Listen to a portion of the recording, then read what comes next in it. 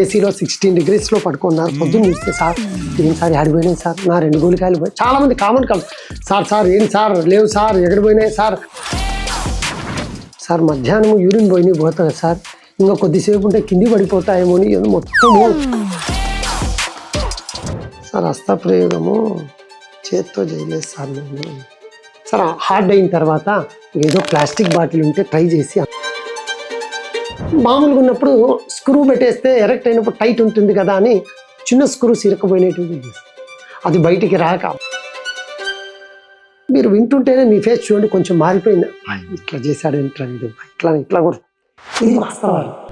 Gynaecology అనగానే ఒక రకమైన గౌరవ అభిప్రాయం ప్రజల్లో ఉంది. ఆండ్రాలజిస్ట్ అనగానే మీరు అన్నట్టు డాక్టర్ ఆ డాక్టరే కదా. మీరు ఇటువంటి ఎప్పుడన్నా ఎదుర్కొన్నారా యాజ్ ఎ డాక్టర్గా? సార్ ఆండ్రాలజీ అంటే డాక్టర్ కదా, మీరు ఇంట్రెస్టే ఎట్లా వచ్చారా? హస్త ప్రయోగం చేస్తే పిల్లలు పుట్టరా? చేయడము తప్పు కాదు, చేయకపోవడము తప్పు కాదు.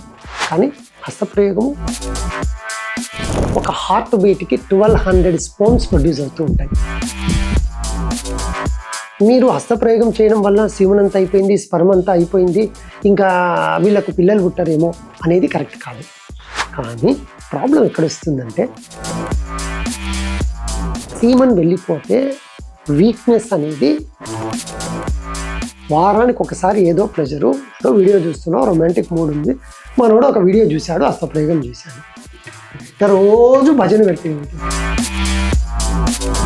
అయితే చెప్పండి మరి నెంబర్ చెప్పండి ఎన్నిసార్లు అయితే మంచిది అని మీరు అడగండి. వీక్నెస్ గుడ్, ఎందుకంటే మీరు అసలు చేసుకోలేదు అనుకోండి. ఈ అంగస్తంభన అనే విషయానికి వస్తే అసలు ఈ సమస్యలు ఎందుకు మొదలవుతున్నాయి? Which is normal and which is abnormal? Tired అయిపోయింటాడు, ఆ రోజు పెర్ఫామ్ చేసేటప్పుడు అనుకోని కారణం చేత గట్టితనం వచ్చిండదు, లేదా వచ్చిన శోభనం రాత్రి అంటే వివిధ సమస్యలతో మీ దగ్గరికి వచ్చిన సందర్భాలు ఏంటి? యాక్చువల్గా ఎక్కువ మంది ఎలాంటి సమస్యలతో వస్తారు? సార్ నాకు గట్టితనం అంతా బాగుంది సార్, కరెక్ట్ పెనట్రేట్ చేసేటప్పుడు ఆమె పెయిన్, ఈ 3 nights దుమ్ము లేపాలి, ఇది అంతా మనం విజృంభించకుంటే కష్టమవుతుంది. అంటే వృషణాల యొక్క ప్రాముఖ్యత ఏంటి? వృషణాలు ఏం చేస్తాయి? సో ఎప్పుడన్నా అంటూ ఉంటా, బాబు అందరికీ హార్ట్ ఎట్లుంటుంది, నేను ఎగ్జామ్ చేసేటప్పుడు నా హార్ట్ అంతా వాడి టెస్ట్ దగ్గర ఉంటుంది, చాలా జాగ్రత్త ఎగ్జామిన్ చేసి మన వాడికి ట్రీట్మెంట్ ఇవ్వాలి. అంటే వాటి యొక్క సైజు ఒకటి కిందికి ఒకటి పైకి ఉండడం నార్మల్గా? 80% కేసెస్లో లెఫ్ట్ సైడ్ టెస్టిస్ కిందికి ఉంటుంది, ఇది నార్మల్ ప్రక్రియ. కానీ వీర్యం తయారీలో ఈ టెస్టికల్ పాత్ర ఏంటి? టెస్టిస్ 2 productsని ఇస్తాయండి. ఒకటి హీమోగ్లోబిన్ తయారు కావడంలో కూడా టెస్టోస్టెరాన్ ఇంపార్టెన్స్ ఉంటుంది. ఓన్లీ సెక్సువల్ గురించే కాదు, no, that is very important. చాలా మంది టెస్టోస్టెరాన్ బూస్టప్ దీనికే నో నో నో. పుట్టినప్పటి నుంచి, ఎందుకు సార్ పుట్టినప్పటి నుంచి అంటున్నారు? పురుషాంగం సైజ్ అనేది అంటే నార్మల్ ఏంటి, అబ్నార్మల్ ఏంటి? ఎరెక్షన్ అయినప్పుడు ఎంత ఉండాలి, ఎరెక్షన్ కాకముందు ఎంత ఉండాలి? గూగుల్లో అబ్బాయిల సర్చ్ టాప్ 3-4లో ఉండే టాపిక్ మీరు ఇప్పుడు అడిగినది, పెనిస్ సైజ్ లెంత్. కొన్ని అబ్నార్మాలిటీస్ పెద్దగా, ఇప్పుడు చూడండి హైడ్రోసీల్ ఉంటుంది, వాటర్ ఎక్కి ఇంత ఉంటుంది డ్రైయర్ వేసుకున్నప్పుడు, వాడేమో నాకు ప్రాబ్లం లేరా అని కొట్టుకుంటారు, వీడేమో సార్ వాడికి ఎంత లాభం సార్, ఏం లేదు సార్ అని వీడు. సో సైజ్ తక్కువగా ఉండడం వల్ల భావప్రాప్తి అనేది తగ్గుతుంది. పెనిస్ లెంత్కి భావతృప్తికి యూజువల్గా రిలేషన్ లేదు. ఓకే, ప్రాబ్లం మనకు వచ్చేది ఎక్కడ అంటే, పురుషాంగం సైజు పెంచుకోవాలన్న కోరిక చాలామందికి ఉంటుంది. ఆ రకంగా గూగుల్లో సర్చింగ్ చాలామంది వస్తుంది. ఆ దిశగా శాస్త్ర సాంకేతికత ఏ రకంగా పెరిగింది?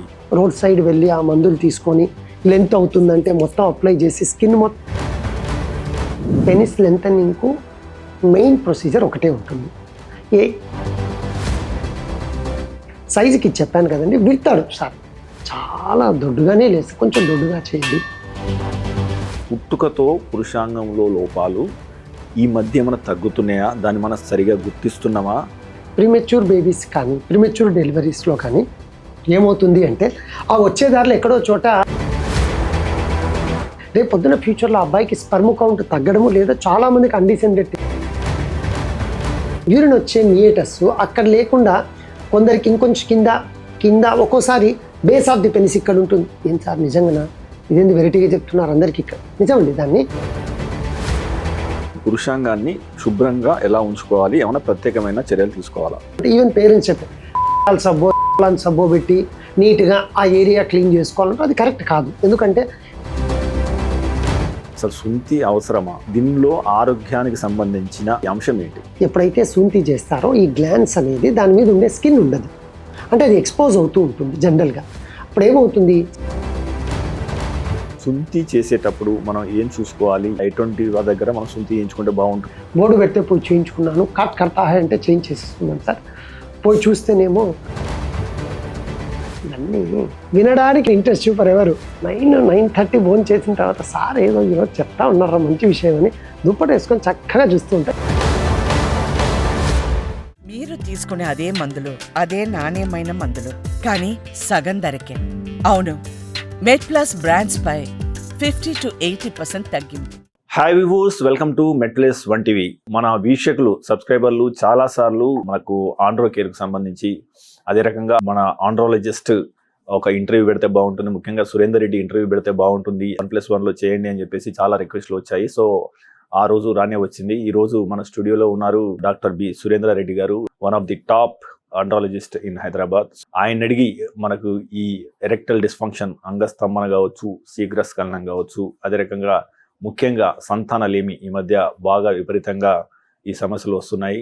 ఈ అంశాల మీద తన విలువైన సమాచారం తెలుసుకునే ప్రయత్నం చేద్దాం. ఈ అంశం మీద అవగాహన పెంచుకునే ప్రయత్నం చేద్దాం. డాక్టర్ గారు నమస్తే అండి. నమస్తే నవీన్ గారు. సో డాక్టర్ గారు, మనం మెడ్ప్లస్ 1 TV ద్వారా ఆండ్రాలజిస్ట్కి సంబంధించి ఎన్నో విలువైన అంశాల గురించి అవగాహన పెంచే ప్రయత్నం చేశాం. ఈ రోజు యాక్చువల్గా మీతో 1+1 ఇంటర్వ్యూ చేయాలి, డాక్టర్ స్టాక్లో మిమ్మల్ని చూడాలని చెప్పేసి ప్రేక్షకులు చాలా సార్లు కామెంట్ రూపంలో తెలియజేశారు. So thank you very much అండి మా స్టూడియోకి చేసినందుకు. థ్యాంక్స్. సో మీరు ఇప్పటిదాకా సబ్జెక్టు చెప్పడం కానీ మీ వ్యక్తిగత విషయాలు మాకు ఎక్కువ తెలవదు, యాక్చువల్గా అంటే మా సబ్స్క్రైబర్కి ఎక్కువ తెలవదు. మీరు MBBS, అదే రకంగా ఆ తర్వాత ఎట్లా ఈ ఆండ్రాలజిస్ట్ వైపుగా వచ్చారు? నేను MBBS కర్నూలు మెడికల్ కాలేజ్ కర్నూలులో చదివానండి. నా ప్రాపర్ ప్లేస్ నంద్యాల యాక్చువల్గా. అయితే ఆ తర్వాత MBBS అయిన తర్వాత MS జెన్ సర్జరీ. సో మా నాన్నగారి కోరిక ఎప్పుడూ కూడా జెన్ సర్జన్ కావాలి. ఎందుకంటే 2000 ఆ సంవత్సరంలో డాక్టరు అంటేనే బ్లేడ్ పట్టుకుంటేనే డాక్టరు, సో సర్జన్ అంటేనే డాక్టరు అనేది జనాల్లో అందరికీ ఆ విధంగా ఉండేది. సో మరి ఆ ప్రేరణ ఏమో తెలీదు, ఆయన కోరిక అలా ఉండింది నాది. సో నాకు కూడా కొంచెం సర్జరీ తరపున ఇంట్రెస్ట్ ఉండేది, ఆ రెండు కలయిక అనుకోవచ్చు. సో నేను MS జెన్ సర్జరీ తిరుపతిలో SV మెడికల్ కాలేజు, సో అక్కడ చేయడం జరిగింది. ఆ తర్వాత సూపర్ స్పెషాలిటీ చేస్తే బాగుండు అంటే మనం జెన్ సర్జన్గానే ఆగిపోవడం ఎందుకు, ఇంకో స్పెషాలిటీ చేస్తే బాగుండు అని అనిపించి అప్పట్లో నేను యూరాలజీ సెలెక్ట్ చేసుకున్నాను. యూరాలజీ అంటే మీ అందరికీ తెలిసిందే, కిడ్నీ స్టోన్స్, కిడ్నీ క్యాన్సర్స్ అలా. సో అలా నేను నా MCH నిమ్స్ నిజామ్స్ ఇన్స్టిట్యూట్ హైదరాబాద్ పంజాగుట్ట మీ అందరికీ తెలుసు.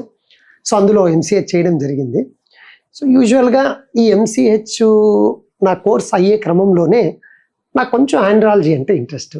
ఆండ్రాలజీ అంటే అప్పుడప్పుడు అందరూ అడుగుతూ ఉంటారు, సార్ ఆండ్రాలజీ అంటే సెక్స్ డాక్టర్ కదా, అంటే మీరు సెక్స్ ఇంట్రెస్టే అట్లా వచ్చారా, లేదు అంటే ఆండ్రాలజీలోనే ఉండే ఆ అధ్యయనంలో ఇంట్రెస్ట్ అయ్యి వచ్చారని సరదాగా అడుగుతూ ఉంటారు.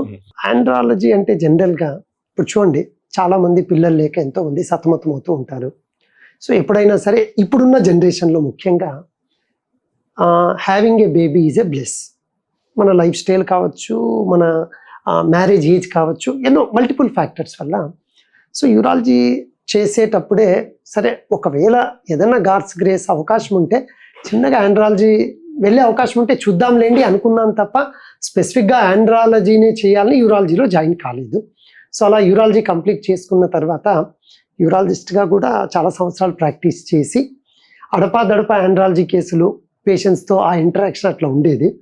మరి పేషెంట్స్ నుంచి వచ్చినేదో లేక మీలాంటి వాళ్ళు ఎప్పుడు ఎంకరేజ్ చేయడం వల్ల తెలియదు మరి, బట్ చిన్నగా అలా ఆండ్రాలజీలోకి వచ్చి ఈరోజు ఎక్స్క్లూసివ్గా యూరాలజీ చేసినప్పటికీ కూడా ఆ ప్రొసీజర్స్ చాలా తక్కువగా చేస్తూ 95 to 98% నా ప్రాక్టీసు కంప్లీట్ ఆండ్రాలజీనే చేస్తూ ఉన్నాను. సాధారణంగా స్త్రీలలో పునరుత్పత్తి వ్యవస్థ, దానికి సంబంధించిన విభాగం చూసేవాళ్ళని గైనకాలజీ అంటాము. సో పురుషుల్లో పునరుత్పత్తి వ్యవస్థ వాళ్ళని చూసేవాళ్ళని మనం ఆండ్రాలజిస్ట్ అంటాం. అంటే నాకు తెలిసి అది అబ్సల్యూట్లీ కరెక్ట్. గైనకాలజీ అనగానే ఒక రకమైన గౌరవ అభిప్రాయం ప్రజల్లో ఉంది. ఆండ్రాలజిస్ట్ అనగానే మీరు అన్నట్టు సెక్స్ డాక్టర్, ఆ డాక్టరే కదా, ఇట్లా అంటే మీరు ఇటువంటి ఎప్పుడన్నా ఎదుర్కొన్నారా యాజ్ ఎ డాక్టర్గా, లేదా అన్ని డాక్టర్ ప్రొఫెషన్ లాగానే మీకు గౌరవం అట్లా ఉండేదా? మీకంటే ఎటువంటి సందర్భాలు ఉన్నాయి? యాక్చువల్గా మీరంటే మాట వాస్తవం. ఇప్పుడు చూడండి, గైనకాలజీ డాక్టర్ గారు అంటేనే సరే ఏదో పిల్లల గురించో లేదా లేడీస్ సమస్య గురించో ఈవిడ ఎక్స్పర్ట్ అండి, వెళ్ళాలి, మనం వెళ్ళి చూయించుకోకుంటే ఎలాగో అని ఒక అడుగు ముందుకు వేస్తారు. కానీ సెక్సువల్ ఇష్యూ అనండి, అది మగవాళ్ళు కావచ్చు ఆడవాళ్ళు కావచ్చు, మన కల్చర్లో మన బౌండ్ అయిన కల్చర్లో ఒక సెక్స్ అంటే ఇప్పటికీ కూడా ఈ జనరేషన్ వస్తున్న mostly last 4-5 years I can tell, నా ప్రాక్టీస్ స్టార్ట్ చేసిన తర్వాతనే అనొచ్చు, ఇంకా అవేర్నెస్ చిన్నగా స్టార్ట్ అవుతుంది. మీరే చూడండి, మీరు ఎన్నో ఇంటర్వ్యూస్ చేసింటారు, ఎంతోమంది నేను చూస్తూ ఉంటాను మెడ్ప్లస్ దాంట్లో కూడా చాలామంది స్పెషలిస్టులు, సూపర్ స్పెషలిస్టులు, డిఫరెంట్ కేటగిరీస్ మీరు ఇంటర్వ్యూ చేస్తూ ఉంటారు. మీరు వాళ్ళు ఏదన్నా చాలా ఫ్రీగా అడగగలరు. ఏ క్వశ్చన్ అడగాలన్నా, సార్ గ్యాస్ట్రికా, ఏం సర్జరీ, గ్యాస్ట్రిక్ క్యాన్సరా, అంటే ఆ ఫ్రీడమ్ వస్తుంది. బట్ ఆండ్రాలజీ అంటే ఆ సెక్స్కి సంబంధించింది అడగాలంటే ఓకేనా, మళ్ళీ అందరూ చూసేది మనకేమో ఇంతమంది వ్యూయర్స్ ఉన్నారు కదా, మళ్ళీ ఏమైనా కొంచెం నెగిటివ్ వస్తే బాస్ ఏమంట, మీకు మనసులో ఒక 1% అయితే ఉంటుంది. సో కాబట్టి ఖచ్చితంగా ఇప్పటికీ కూడా మన కల్చర్లో సెక్స్ గురించి ఓపెన్గా మాట్లాడాలి అన్నా కూడా సెక్స్ ఎడ్యుకేషన్ చాలా తక్కువగా ఉంది అని చెప్పడంలో ఎటువంటి అనుమానము లేదు. కానీ నా దగ్గరికి పేషెంట్స్ వచ్చినప్పుడు చాలామంది చెప్పినది ఒకటే, సార్ మేము డిఫరెంట్ ఫిజిషియన్స్ దగ్గరికి కూడా వెళ్ళాము, ఎందుకో తెలియదు సార్, మీ దగ్గర కూర్చొని చెప్తూ ఉంటే నిజం చెప్పాను అనిపిస్తుంది సార్. సార్ నేను ఈ పొరపాటు ఏదో చేశాను సెక్స్ విషయంలో, లేదా పెళ్ళైన తర్వాత ఇష్యూస్ వచ్చినాయి, ఎవరికన్నా చెప్పుకోవాలంటే కూడా కొంచెం బిడియము సిగ్గు ఉండే సార్, మీ దగ్గర సార్ చాలా కంఫర్ట్గా ఉంది అని. అరే బాబు, అవి కొన్ని మిస్సెస్ ఉన్నారు, పర్లేదు సార్ నా ప్రాబ్లం ఉందిగా, ఆవిడ ఉండాలి, మీ దగ్గర చెప్తే నాకు ట్రీట్ అవుతుంది, నాకు ఆ నమ్మకం ఉంది సార్ అని చాలా బోల్డ్గా, దట్ మేక్స్ వెరీ హ్యాపీ. అంటే ఎవరి దగ్గర కూడా చెప్పుకోలేండి. ఇప్పుడు మీరే చూడండి, క్లోజెస్ట్ ఫ్రెండ్కి అరే మామ ఏంటోరా లాస్ట్ 2 months నుంచి సెక్షువల్గా చాలా డల్గా ఉన్నాను, ఏమన్నా చూపించుకుంటే మంచిదంటావా అని ఖచ్చితంగా ఎంత క్లోజ్ ఫ్రెండ్ అయినా అడగలేరు. అమ్మాయి కావచ్చు అబ్బాయి, ఈవెన్ ఆ అమ్మాయి కూడా ఈ నడమ మా ఆయన కలవలేకపోతున్నాం రే, డాక్టర్కి ఏమన్నా సజెస్ట్ చేస్తావా అని పాప ఆవిడ అడగాలన్నా ఇన్ఫీరియారిటీ కాంప్లెక్స్ డెవలప్ అవుతుంది. సో అటువంటి ఇన్ఫీరియారిటీ కాంప్లెక్స్ నుంచి బయటికి తేవనీకి నేను బయటకు వచ్చి, if I'm correct, last 5 to 6 yearsలో సెక్స్ గురించి ఏది మాట్లాడినా ఒక ఆథరైజేషన్ ఖచ్చితంగా దానికి సంబంధించిన పరిశోధన ఉండే మాట్లాడతాం తప్ప, లేదు అంటే ఏదో సెక్స్ డాక్టర్ అని కొట్టేస్తే ఆయన దగ్గరికి పోవచ్చులే అనే పేషెంట్స్ కూడా మన దగ్గరికి రాండి. చాలామంది డాక్టర్ గారి దగ్గరికి వెళ్తే, నాకు ఈ ప్రాబ్లం ఉంది, దీనికి ఖచ్చితత్వంగా ఈ ప్రాబ్లంకి సంబంధించిన సొల్యూషన్ ఏదో ఈయన ఇవ్వగలరు అనే కాన్ఫిడెంట్ ఉన్నప్పుడే జనరల్గా ఆండ్రాలజీ డాక్టర్ గారి దగ్గరికి వస్తాడు తప్ప, లేదు నాకేదో సెక్స్ చేయలేకపోయాను అనుకుంటే, రోడ్ దగ్గర మీరు రోడ్ బై సైడ్ ఎన్నో చూస్తూ ఉంటారు. హైదరాబాద్ అవుట్స్కట్స్కి వెళ్తేనే గుడారాలు వేసుకొని సెక్సాలజిస్టు 4 బొమ్మలు పెట్టి, సో అది నడుస్తూ ఉంటుంది కాదని. బట్ ఇటువంటి సెక్స్ ఇష్యూస్ మీరు ఖచ్చితంగా బయటకు వచ్చి అందరూ కూడా డిస్కస్ చేయాలి, హెల్తీ డిస్కషన్. నేను ఎప్పుడూ ఒక ఉదాహరణ చెప్తూ ఉంటాను. అందరూ కలిసి ఇంట్లో మీరు టీవీ చూస్తూ ఉంటారు, ఏదో ఒక మూవీలో చిన్న కిస్ చేసేదో హగ్ చేసేదో ఒక చిన్న క్లిప్ వస్తే పేరెంట్స్ పోయి అడ్డం నిలబడతారు, ఎందుకో నాకు అర్థం కాదు. ఇప్పుడు చూడండి, మీరు ఆ మూవీ చూస్తున్నారు, జనరల్గా అలా పాస్ అయిపోయింది, అది ఒక 2-3 seconds, మేబీ ఒక చిన్న రొమాంటిక్ సీన్ ఉండి ఉండొచ్చు, అందులో ఏ తప్పు ఉండదు. మీరు ఎప్పుడైతే నిలబడ్డారో అమ్మ జరుగు అంటే లేదా నాన్న జరుగు అంటే ఇందులో ఏదో ఉంది, అప్పుడు ఈ అబ్బాయి ఆలోచిస్తాడు. That makes difference. మీరు దయచేసి అటువంటి, ఇప్పుడు అందరూ చాలా చక్కగా అన్ని విషయాల్లో కూడా చాలా బోల్డ్గా ముందరికి వస్తున్నారు. సో ఆ విధంగా ముందుకు వచ్చి మాట్లాడితేనే ఈ ప్రాబ్లమ్స్ కానీ తర్వాత వీటికి సంబంధించిన సొల్యూషన్స్ చాలా ఈజీగా ఉంటాయి. లేదనుకోండి చాలా చాలా డిఫరెంట్ ప్రాబ్లమ్స్కి దారితీస్తూ ఉంటాయి. విలువైన విశ్వసనీయమైన ఆరోగ్య సమాచారాన్ని అందించడానికి మనం మెడ్ప్లస్ 1 TVని ఏర్పాటు చేశాం. అనతి కాలంలోనే మనం 3 లక్షలకు పైగా సబ్స్క్రైబర్లు, అదే రకంగా 7 కోట్ల వ్యూస్ను సాధించుకున్నాం. మీ సహకారానికి ప్రత్యేక ధన్యవాదాలు. అయితే మన ఛానల్ చూస్తున్న వారిలో ఇప్పటికీ 94% పైగా మంది సబ్స్క్రైబ్ చేసుకోకుండానే చూస్తున్నారు. మీకు తెలుసు, మనం దేశంలో ఉన్న టాప్ డాక్టర్ను ఇంటర్వ్యూ చేస్తూ వస్తున్నాం. అదేవిధంగా అమెరికాలో ఉన్న టాప్ డాక్టర్స్ని ఎంతో మందిని ఇంటర్వ్యూ చేయడం ద్వారా మనం తెలుగులో ఎంతో విశ్వసనీయమైన ఆరోగ్య సమాచారాన్ని ఇస్తూ వస్తున్నాం. సో ఇలాంటి ఇంటర్వ్యూలు మరిన్ని చేయడానికి మాకు అవకాశం ఇవ్వడానికి మీరు ఛానల్ని సబ్స్క్రైబ్ చేసుకోండి. అదేవిధంగా ఈ ఛానల్ని సబ్స్క్రైబ్ చేసుకోవడం ద్వారా ఈ విలువైన సమాచారం ఏదైతే తెలుగులో ఉందో ఇది 10 మందికి చేరి వారికి కూడా ఉపయోగపడే అవకాశం ఉంటుంది. So please subscribe and watch MedPlus1 TV. So doctor గారు, మన సబ్జెక్ట్లో వెళ్లే ముందు మీరు మీ సర్వీస్లో BDM కావచ్చు, సెక్స్ అజ్ఞానం వల్ల కావచ్చు, మీ దగ్గరకు వచ్చి what is the dumbest things you ever heard, అంటే అరే మరి ఇంత అవగాహన లేకుంటారా, ఈ అంశం మీద ఇంకా అవగాహన పెరగాల్సిన అవసరం ఉంది అని అనిపించిన సందర్భాలు 1-2 కేసులు ఉన్నారు? సో ఒక కేసు, వాళ్ళిద్దరూ కూడా కపులు చక్కగా లవ్ మ్యారేజ్ చేసుకొని వచ్చారండి. మంచిగా ఉన్నారు కదమ్మా, బాగున్నారు, కంప్లైంట్స్ ఏంటి, మరి ఆండ్రాలజిస్ట్ దగ్గరికి ఎందుకు వచ్చారు, మీరే పెళ్ళి అంటే మీరు ఇష్టపడి పెళ్లి చేసుకునేదే కదా అంటే, సార్ మాకు అసలు అంటే సెక్షువల్గా ఎలా ఉండాలో మాకు తెలియదు సార్. ఇప్పుడు ఈ కాన్సెప్ట్ ఎందుకు వచ్చిందంటే సార్, 1 year అయింది సార్ మేము మ్యారేజ్ చేసుకొని, we're in this relation with 4 to 5 years. అంత చక్కగా ఇద్దరం బాగుంటాం సార్. నిజంగా అది మాకు మా మధ్యలో రాలేదు, ఎందుకు రాలేదో తెలియదు సార్. మరి సెక్షువల్గా ఇట్లా ఉండాలి, ఈ విధంగా కలవాలి, కరెక్ట్ ఆ టైంలో కలవాలి, అప్పుడే ప్రెగ్నెన్సీ వస్తుందని తెలియదు. 1 year పెళ్ళి అయిపోయే లోపల పిల్లలని వీళ్ళు ప్రెషర్ పెట్టడంతో మీ దగ్గరికి రావాల్సి వచ్చింది. సరే పిల్లలు ఏమో స్పౌమ్ టెస్ట్ చేస్తాలేండి, అబ్బాయికి ప్రాబ్లం అది కాదు సార్.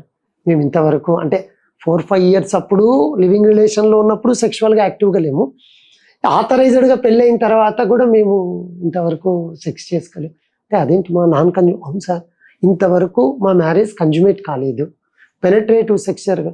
మరి ఏంటమ్మా అంత బాగున్నారు, ప్లెజరబుల్ అంటున్నారు, ఏంటో సార్ 4 అక్కడి వరకు కూడా ఓకే, కానీ మాకు అసలు ఆ సెక్స్ ఎడ్యుకేషనే తెలియదు.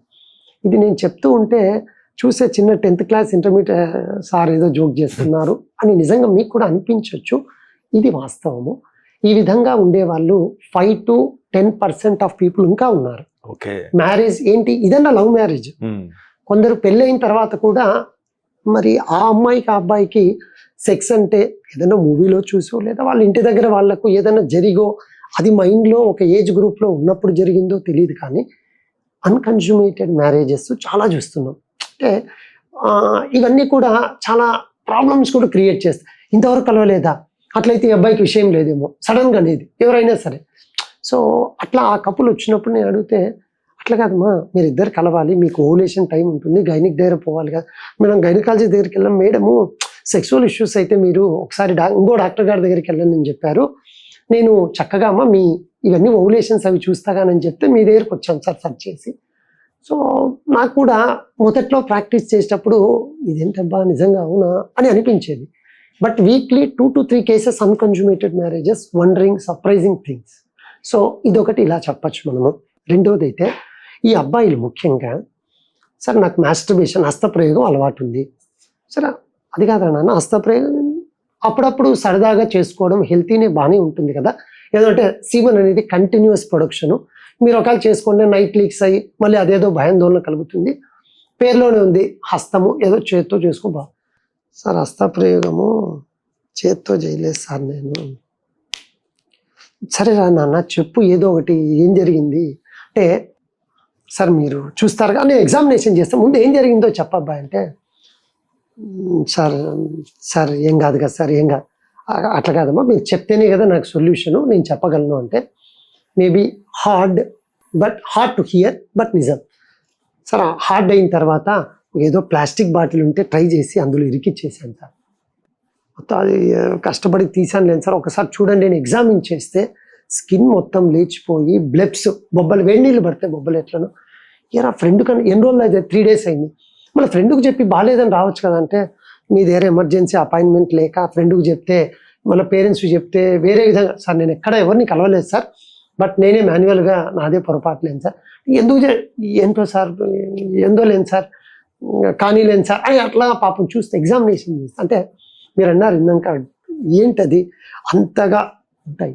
ఇది ఒకటి చిన్న ఎగ్జాంపుల్ చెప్పి, ఎందుకంటే వరస్ థింగ్స్ కూడా మీరు ఇందాక అన్నట్టు రోడ్ సైడ్ వెళ్ళి ఆ మందులు తీసుకొని లెంత్ అవుతుందంటే మొత్తం అప్లై చేసి స్కిన్ మొత్తం బ్లాక్ అయిపోయి మొత్తం మళ్ళీ దాన్ని తీసి ఇంకో ఏరియా నుంచి సాఫ్ట్ ఏరియా స్కిన్ తీసి వేస్ట్ సందర్భాలు కూడా ఎన్నో ఉన్నాయి. ఇటువంటివి ఇవన్నీ ప్రాబ్లమ్స్ ఎక్కడ వస్తాయంటే అవగాహన లేమి. కేవలం అవగాహన లేకపోవడం వల్ల. సో మీరు వింటుంటేనే మీ ఫేస్ చూడండి కొంచెం మారిపోయింది. ఇట్లా చేశాడు ఇంటర్వ్యూ, ఇట్లా కూడా. ఇది వాస్తవాలు. ఇది చెప్పినప్పుడు కొందరు ఎక్స్పీరియన్స్ అయింటారు చూడండి, ఏంది సార్ కొంపేసి మా రూమ్లో కెమెరా పెట్టినారా ఏంటి, కరెక్ట్ నేను ఏం జరిగిందో అదే చెప్తాడు మా సార్. అమ్మో ఇది నేను చాలా సార్ వీళ్ళు ఎక్కడ సార్ మా ఇంటి అమీర్పేట అట్లా కాదు కదా, ఎందుకంటే అసలు మీరేం సార్ అంతా చెప్పేసి. ఇవన్నీ comes with experience, not in books. ఇవన్నీ కూడా మేము కూర్చున్నప్పుడు ఆ ఫ్రీడమ్ ఇస్తాం. చెప్పండమ్మా ఏం జరిగిందంటే ఇవన్నీ చాలా చాలా చాలా ఉంటాయి. ఎక్స్పీరియన్స్ అయితేనే తెలుస్తుంది. సో ఆ విధంగా చాలా సెన్సిటివ్ ఇష్యూస్ చూస్తుంటాము. ఈ విధంగా I never tell this is a worst thing. ఆ అబ్బాయి ప్లెజర్ ఆ విధంగా ఉన్నది, కానీ అబ్బాయి గైడ్ చేసే వ్యక్తి హస్తప్రయోగం అంటే ఇలా చేయాలి తెలియదు వాళ్ళకి అసలు. ఇదేదో బాగుంటుంది ఎక్కడో వినడమో ఇంకోటో చూసింటారు, ఇది బాగుందని ఇంకోటి చెప్పడమో చేసింటారు. అది అనుకోకుండా ఇంకా కామన్గా చూసేది స్క్రూస్ అండి. దానికి యాక్చువల్గా బేస్ ఆఫ్ ది పెనిస్ దగ్గర కన్స్ట్రిక్షన్ అయ్యి అదొక మెకానిజం ఎరెక్షన్ రానికి, వ్యాక్యూమ్ ఎరెక్షన్ థెరపీ అంటారు.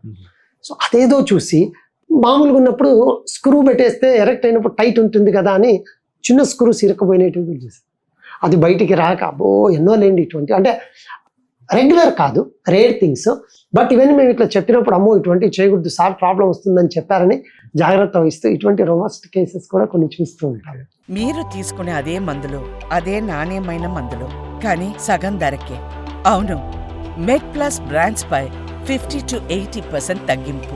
సో డాక్టర్ గారు మనం అంటే స్టేజ్ వైజ్కి వెళ్దాము. సాధారణంగా కౌమార దశ మొదటిసారి అతనికి ఎరెక్షన్ వచ్చిన తర్వాత ఎటువంటి మార్పులు ఆయన శరీరంలో వస్తాయి అంటే ఆ వయసులో తెలిసి తెలియని టైంలో ఫస్ట్ టైం కనుక అతనికి అయితే అతనికి అంటే ఏదో తప్పు చేసిన అన్న భావన లేదా ఏం జరిగిందన్న భావన తెలియని వాళ్ళు ఉంటారు. సో మనం ఈ వీడియో ద్వారా అసలు వాళ్ళ శరీరంలో ఏం జరుగుతుంది, అది ఎంత కామను, దాన్ని ఎట్లా డీల్ చేయాలి అనే విషయానికి కరెక్ట్ అండి. ఇది యాక్చువల్గా చాలా మంది పేరెంట్స్కి వచ్చే క్వశ్చన్. ఇది యాక్చువల్గా ఎరెక్షన్ అంటే అంగం గట్టిపడడం అనేది పిల్లవాడు పుట్టినప్పటి నుంచి ఉంటుంది. మీరు ఎప్పుడైనా చూస్తే వాడు నిద్ర లేచిన వెంటనే యూరిన్ ఒక ఫౌంటైన్ లెక్క పోస్తూ ఉంటారు. అప్పుడు అది కూడా ఎరెక్టెడ్ స్టేట్ ఆఫ్ పెనిస్.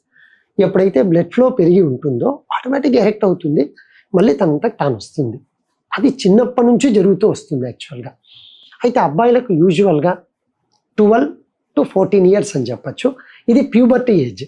ఒక 1 or 2 years కొందరికి డిలే, కొందరికి ఎర్లీ వస్తూ ఉంటుంది.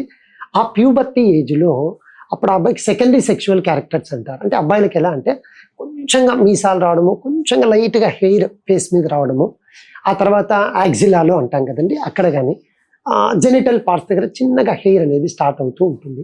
ఇది ప్యూబర్టీలో వచ్చే మొదటి మార్పు. యూజువల్గా అబ్బాయిల్లో స్లోగా వాయిస్ చేంజ్ అవుతుంది, అంటే పిచ్ ఆఫ్ ది టోన్ అంటాము. సో టోన్ కొంచెం మార్పు వస్తుంది. ఇవి పేరెంట్స్ అది మదర్ అయినా ఫాదర్ అయినా అబ్జర్వ్ చేయాలి. ఎందుకంటే చాలా మంది ఈ స్టేజ్లో రాదు మా దగ్గరికి. ఏ స్టేజ్లో వస్తారంటే 17-18 years అప్పుడు సార్ డిగ్రీకి వెళ్తున్నాడు, ఇంజనీరింగ్ మెడిసిన్ స్టార్ట్ అవుతుంది, ఏదో తేడా ఉన్నట్టుందని వాళ్ళ ఫాదర్ వస్తూ ఉంటారు. సార్ ఏంటో సార్ ఇంతే ఉంది పెనిస్, చాలా చిన్నదిగా ఉంది, ఏమన్నా ప్రాబ్లమా సార్, వీడేమో ఇంటర్మీడియట్ అయిపోతుంది అని. ఇది మీరు అప్పుడు గమనించారు కదా, నాట్ 12 to 14 years గమనించాలి. ఎందుకంటే ఆ టైంలో కనుక గమనించి మీకు తేడా అనిపిస్తే ఏముందండి సింపుల్, ఒక్కసారి ఒక మంచి డాక్టర్ గారి దగ్గరికి వెళ్ళి సార్ మా వాడే 13 years సార్, వీడికి ఒకసారి టెస్టీస్ అంటే వృషణాలు పెనిస్ ఓకే కదా, నేను క్యాజువల్ ఇప్పుడు ఎంతమంది మనం హెల్త్ చెకప్ చేయించుకోవట్లేదు, ఆ విధంగా చూస్తానని తెచ్చామంటే సార్ ఎందుకు సార్ ఆ టైంలోనే రమ్మంటున్నారని మీరు అనొచ్చు. అది puberty age.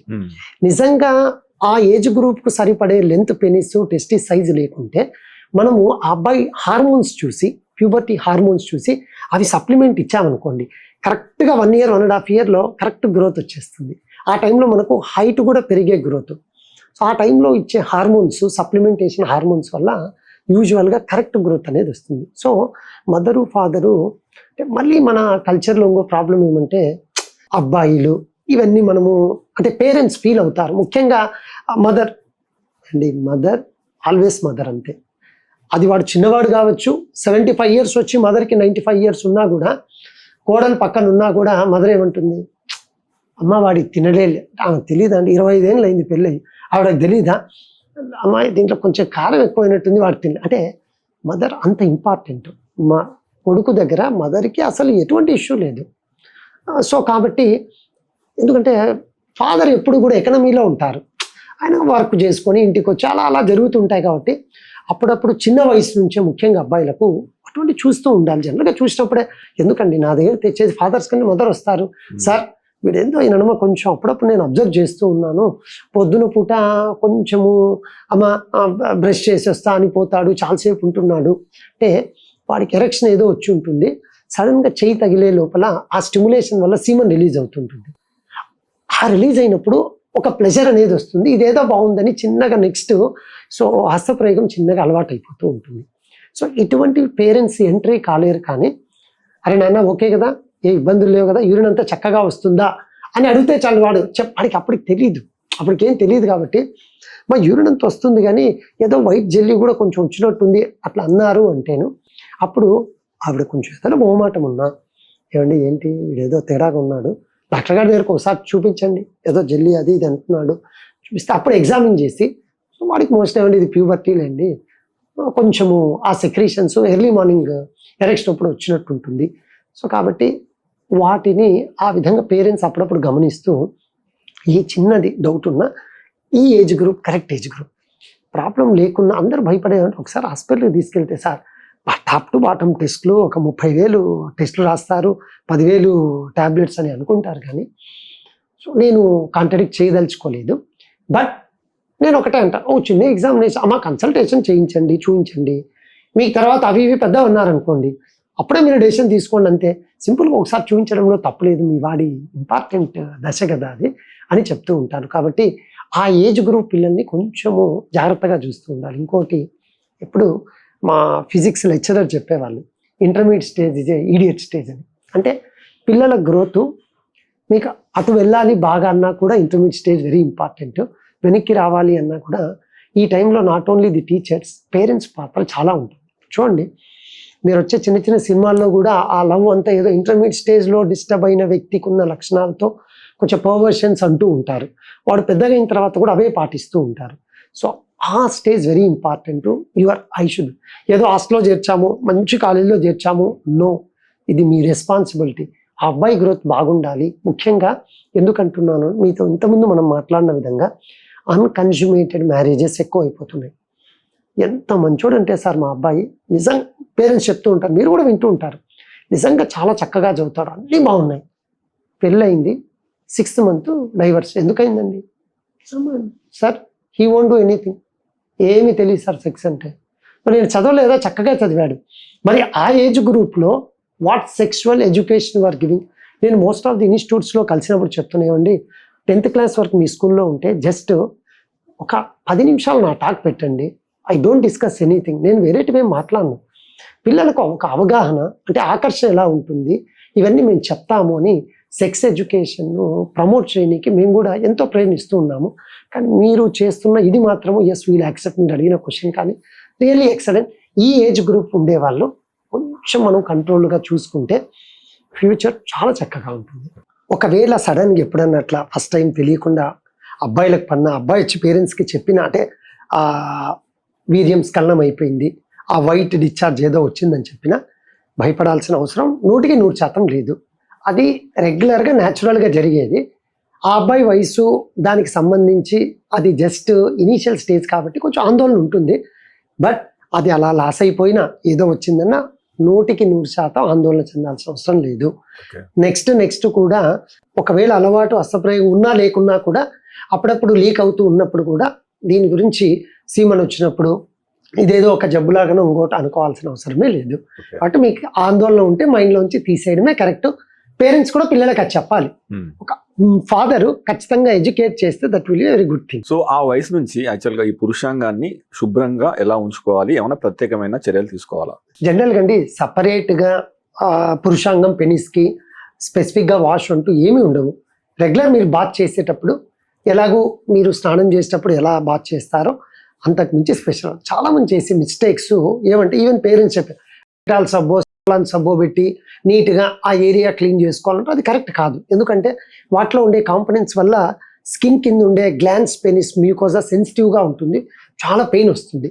Regular bathing soap ఏది ఉంటుందో దాంతో స్నానం చేసిన తర్వాత ఒక చిన్న మీరు చేయాల్సిన పని ఏమిటి, ముఖ్యమైన పని. జనం ఏం చేస్తారండి, అందరూ బాత్ చేసేస్తారు, టకటక ఆఫీస్కి టైం అయిపోతూ ఉంటుంది, టైటగా ఇన్నర్ వేసుకొని బనియను డ్రెస్ వేసుకొని వెళ్ళిపోతాం. మీరు బయట మీ హ్యాండ్స్ ఫేసు కాళ్ళు ఎక్స్పోజ్ అవుతాయి కాబట్టి డ్రై అవుతాయి. కానీ ప్రైవసీ పార్ట్స్ అంటే ఈ టెస్టిస్ దగ్గర కానీ ప్లస్ పెనిస్ దగ్గర కానీ ఇన్నర్ వేసుకొని ఉండడం వల్ల వెట్నెస్ ఎక్కువ ఉంటుంది. మీరు ఆల్రెడీ హడావిడిగా బాత్ చేశారా, ఇన్నర్ వేసేసుకొని వచ్చారా, ఆల్రెడీ క్లోజ్డ్ ఛాంబర్గా ఉంటుందిగా, మళ్ళీ వెట్నెస్ ఉంది. అక్కడ మీరు అడ్వర్టైజ్మెంట్ చూస్తుంటారు, రింగ్ గార్డెను, ఇచ్చు గార్డెను, అవన్నీ ప్రాబ్లమ్స్ వెట్నెస్ వల్ల వస్తూ ఉంటాయి. ఫంగస్ ఈజీగా గ్రోత్ అయ్యే అవకాశం ఉంటుంది. మీరు చేయాల్సింది ఏమంటే, మీరు స్నానం చేసి వచ్చారుగా, ఒక్క 2 to 3 minutes కొంచెం డ్రైగా, అంటే ఇన్నర్ వేసుకుంటే ముందు ఆ టవలో ఏదో కట్టుకొని ఉంటే ఫ్యాన్ కింద నిలబడ్డారనుకోండి, రూమ్లో ఉంటే డ్రై అవుతుంది. దెన్ మీరు have your regular 2 minutes only. ఇప్పుడు నేను ఈ టిప్ చెప్పా కదా, ఒక్కసారి చూడండి. మీకు ఏ ఇచ్చు గార్డులు రింగ్ గార్డులు అసలు సార్ ఇంతకుముందు ఒకటేమని ఇచ్చింగ్ సార్, నాకు అసలు జిలా అనేదే లేదు. మీరు చెప్పిన టిప్ తర్వాత ఇంతకుముందు పౌడర్స్ వాడు, ఇప్పుడు అది కూడా లేదు సార్. డ్రై చేసి ప్రొసీడ్ అవుతున్నా, వెరీ గుడ్, హడావిడి వేసుకుంటున్నా, ఇవన్నీ వాడాల్సి వస్తుంది. ఆ ఒక్క చిన్న టిప్. సో డాక్టర్ గారు, సాధారణంగా అంటే పురుషాంగం సంబంధించి పురుషాంగం సైజు కానీ పురుషాంగం పుట్టినప్పుడు కానీ అంతకుముందు ఒక్కోసారి వృషణాలు లోపల ఉండి పుట్టిన సందర్భాలు ఉన్నాయి. సో పుట్టుకతో పురుషాంగంలో లోపాలు ఈ మధ్య ఏమైనా తగ్గుతున్నాయా, దాన్ని మనం సరిగా గుర్తిస్తున్నామా? అంటే అంతకుముందు ఎక్కువ సిజేరియన్లు లేదా డాక్టర్తో జరిగిన సందర్భాలు లేనప్పుడు, ఇటువంటి జరిగినప్పుడు ఒక చూడకుండా 10 ఏళ్లకు 15 ఏళ్లకు బయటపడిన సందర్భాలు ఉన్నాయి. ఇప్పుడు కూడా జననాంగానికి సంబంధించి పుట్టుకతో వచ్చే ఏమన్నా అంటే ఉన్నాయా, అసలు అవి ఎట్లా బయటపడుతున్నాయి, మీరు ఏం చెప్తారు? రైట్. సో 2 parts ఇక్కడ. ఒకటి పెనిస్ అంటే పురుషాంగము, రెండోది వృషణాలు టెస్టిస్. ఈ రెండిట్లో most common problem undescended testis అంటారు. మీరు అన్నారుగా సార్, పొజిషన్ కింద స్క్రోటం బ్యాగ్లో లేకుండా ఎంటీగా ఉంటుంది, దాన్ని అన్డిసెండెడ్ టెస్టిస్ అంటారు. ఆ బాబు ఎప్పుడైనా సరే వాళ్ళ మదర్ ప్రెగ్నెంట్గా ఉన్నప్పుడు 9th month అయ్యి లోపల అవి టెస్టిస్ కిందికి, అంటే కిడ్నీ కింద వాటి ప్రొడక్షన్ స్టార్ట్ అయ్యి టెస్టిస్ తన జర్నీ చిన్నగా వస్తూ కిందికి వచ్చేస్తుంది. అది 9th month జరుగుతుంది. ప్రీమెచ్యూర్ బేబీస్ కానీ ప్రీమెచ్యూర్ డెలివరీస్లో కానీ ఏమవుతుంది అంటే, ఆ వచ్చేదారిలో ఎక్కడో చోట ఆ పొజిషన్లో స్టక్ అయిపోతుంది. అది కొందరికి పొట్టలోనే ఉండిపోవచ్చు, కిడ్నీ దగ్గర ఉండిపోవచ్చు, లేదా మన ఇంగ్వైనల్ రీజన్ అంటారు అక్కడ ఉండిపోవచ్చు, స్క్రోటం జస్ట్ కింద ఇంగ్వైనల్ కెనాల్ అంటారు, ఆ రీజన్లో అయినా ఉండిపోవచ్చు. దీన్ని అన్డిసెండెడ్ టెస్టిస్ అంటారు. ఖచ్చితంగా చిన్నప్పటి నుంచి పేరెంట్స్ చూస్తూ ఉండాలి. ఎందుకు చూస్తూ ఉండాలి? ఏం సార్ ఎక్కడుంటే ఏముంది, ఇప్పుడు బయట ఉన్నాయి లోపల ఉన్నాయి కదా, ఉంటే ప్రాబ్లం ఏంటి, ఎందుకు గమనించాలి అని మీకు చిన్న అనుమానం రావచ్చు. నేచర్ ఏం చేసిందంటే, బాడీలో ఉండే టెంపరేచర్కి టెస్టిస్ తట్టుకోలేవు. అక్కడ స్పర్మ్ ప్రొడక్షన్ బాడీలో ఉండే టెంపరేచర్కి రాదు.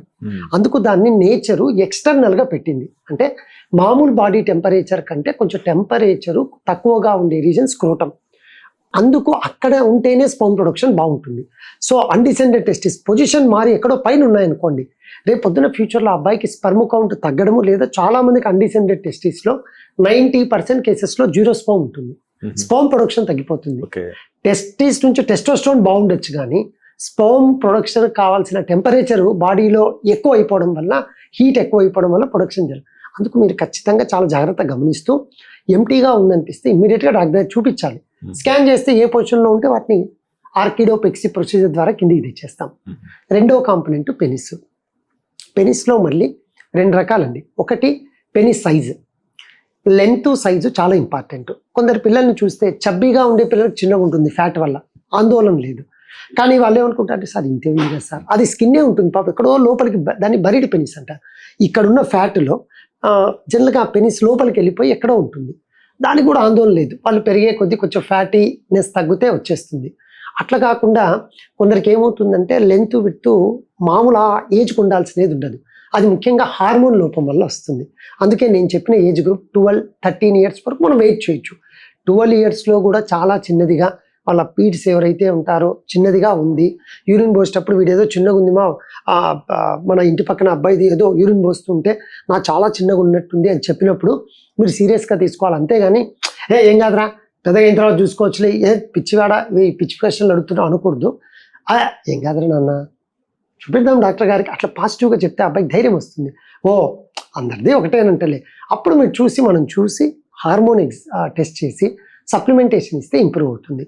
అయితే ఇంకొక పెనిస్లో రెండో పార్ట్ యూరిన్ ఛానల్. యూజువల్గా పెనిస్కి టిప్పులో, గ్లాన్స్ పెనిస్ ఆ మధ్య భాగంలో యూరిన్ ఛానల్ హోల్ ఉంటుంది, దాన్ని మియేటస్ అంటాము. ఆ యూరిన్ వచ్చే మియేటస్ అక్కడ లేకుండా కొందరికి ఇంకొంచెం కింద ఒక్కోసారి బేస్ ఆఫ్ ది పెనిస్ ఇక్కడ ఉంటుంది. ఏం సార్ నిజంగానా, ఇదేంది వెరైటీగా చెప్తున్నారు అందరికి? ఇక్కడ నిజమండి, దాన్ని హైపోస్పెడియాస్ అంటారు. ఈ హైపోస్పెడియాస్ అంటే యూరిన్ ఛానల్ టిప్పులో లేకుండా అదర్ ఏ పొజిషన్లో ఉన్నా అదే ప్రాబ్లం. దాన్ని సింగిల్ స్టేజ్లో 2 స్టేజెస్లో సర్జరీ చేసి చిన్నగా కిందకున్న దాన్ని ఒక రికన్స్ట్రక్టివ్ ప్రొసీజర్ ద్వారా టిప్పుకు తెస్తాము. So testis position important, size, పెనిస్లో సైజ్తో పాటు యూరిన్ ఛానల్ ఎక్కడుంది. ఎందుకంటే ఇక్కడ చూడండి, ఇక్కడెక్కడో టిప్లో ఉందనుకోండి, ఆ అబ్బాయికి పెనిస్లో ఉండే ఫ్లో బాగానే ఉండొచ్చు, రేపొద్దున ఫ్యూచర్లో సీమన్ వెజైనాలోకి యూన్లోకి వెళ్ళినప్పుడు ప్రాబ్లమ్స్ వస్తాయి. కాబట్టి ఇవి కొంచెం జాగ్రత్తగా గమనిస్తూ ఈ రెండిట్లో నేను చెప్పిన 2 పార్ట్స్ సైజు, మియేటస్, పొజిషన్, ఈ మూడింటిని మీరు చక్కగా గమనిస్తే, మళ్ళీ చెప్తున్నా సార్ ఇదేదో అయిపోయింది సార్ అని దయచేసి మీరు ఆందోళన ఇప్పుడున్న జనరేషన్లో ప్రతి దానికి ఏదో సొల్యూషన్ ఉంటుంది. ఏదో ఒక రీకన్స్ట్రక్షన్ ఇంకోటో చేసి చక్కగా ఆ పెనిస్ అంటే జననేంద్రియాలు అనేటివి రొటీన్ ఏజ్ వాళ్ళకి ఏ విధంగా ఉన్నాయో ఆ విధంగా డెవలప్ చేసి మీకు ఫ్యూచర్లో సెక్షువల్ ఇష్యూస్ లేకుండా చేయడంలో మా పాత్ర చాలా ఉంటుంది. డాక్టర్ గారు, ఇప్పుడు మీరు చెప్పింది వృషణాలు బయట ఉండాలా, అదే రకంగా ఏదైతే పురుషాంగానికి చివరన మూత్రం పోసే ద్వారం ఉండాలా, పురుషాంగం సైజు నార్మల్గా ఉండాలి. ఇవి మనం చూసుకోవాలి, తల్లిదండ్రులు కానీ లేదా ఫస్ట్ డాక్టర్ కానీ చూసుకోవాల్సిన అవసరం. మనం వృషణాల విషయానికి వస్తే, వృషణాల యొక్క ప్రాముఖ్యత ఏంటి, వృషణాలు ఏం చేస్తాయి? సో సాధారణంగా మనం చలి వాతావరణంలో దగ్గరికి ముడుచుకుపోవడం, వేడి వాతావరణంలో కిందికి జరుగుతూ ఉంటుంది కదా, అసలు ఇది ఎందుకు? నవీన్ గారికి అన్ని ఇంటర్వ్యూస్ చేసి ప్రతి దాంట్లో బాగా డెప్త్ చూడండి, ఆయన్నే చెప్పేసి నాకంటే ఉంది సార్, వింటర్లో అయితే ముడుచుకొని పోతాయి అంటే ఇది ఖచ్చితంగా మినిమం నాలెడ్జ్ ఉంటేనే ఐఎమ్ అప్రిషియేటింగ్ యూ అండి. కరెక్ట్ మీరు చెప్పినది. జనరల్గా ఏమవుతాయంటే టెస్టిస్ చుట్టూ క్రీమాస్టర్ మజిల్ ఉంటుంది, అంటే కంట్రాక్షన్స్. అంటే మీకు చిన్న ఉదాహరణ చెప్తాను. ఇప్పుడు బైసెప్స్ ఉంటుందా, మీరు బాగా చేసేటప్పుడు కంట్రాక్షన్ రిలాక్సేషన్ అట్లా టెస్టిస్ చుట్టూ ఇన్వాలంటరీ మజిల్, అది మీ కంట్రోల్ ఉంటుంది, దానంతట అదే ముడుచుకుంటుంది, రిలాక్స్ అవుతూ ఉంటుంది, క్రీమాస్టర్ మజిల్ అని. టెంపరేచర్ ఎప్పుడైతే బయట ఎక్కువ ఉంటుందో చెప్పానుగా, ఎక్కువ టెంపరేచర్ ఉంటే టెస్టిస్ ఉండవు, వాటికి కావాల్సిన టెంపరేచర్ కరెక్ట్గా ఉండే దాని దగ్గరికి వెళ్తాయి. ఎక్కువ చలిగా ఉండే ప్రదేశంలో ఉన్నారు, ఎగ్జాంపుల్ ఉదయం పూట ఏసీలో 16 degreesలో పడుకున్నారు, పొద్దున్న చూస్తే సార్ ఏం సార్ ఆడిపోయినాయి సార్, నా 2 గోలికాయలు పోయి. చాలామంది కామన్ సార్ ఏంటి సార్ లేవు సార్, ఎక్కడిపోయినాయి సార్, మావాడు పొద్దు నుంచి టెన్షన్ పడుతున్నా. అది కామన్. ఎందుకు కామన్ అంటే క్రీమాస్టర్ మజిల్ కంట్రాక్షన్ మీరు అన్నట్టు అలా బాడీ దగ్గరికి వస్తుంది. ఎందుకంటే బాడీలో టెంపరేచర్ చలి ఉంది కదా, బాగా కొంచెము ఉంటే బాగుంటుంది. బాగా ఎండకు అంటే ఇప్పుడు సమ్మర్ అనుకోండి, 9-10 తర్వాత సార్ ఏమో తెలియదు సార్, పొద్దునంతా బాగున్నా సార్ మధ్యాహ్నము యూరిన్ పోతా సార్, ఇంకా కొద్దిసేపు ఉంటే కింది పడిపోతాయేమో అని మొత్తము సాగింగ్ అయిపోయినట్టు 2 కిందికి వచ్చింటాయి సార్ అంటారు. అది కూడా భయాందోళన కాదు. మీకు టెంపరేచర్ బయట బాడీలో ఎక్కువగా ఉందిగా, హీటు అమ్మో ఎక్కువ ఉందనేసి టెస్టిస్ ఆ క్రిమాస్టర్ మధ్య రిలాక్స్ అవుతుంది, సో కిందికి వస్తాయి.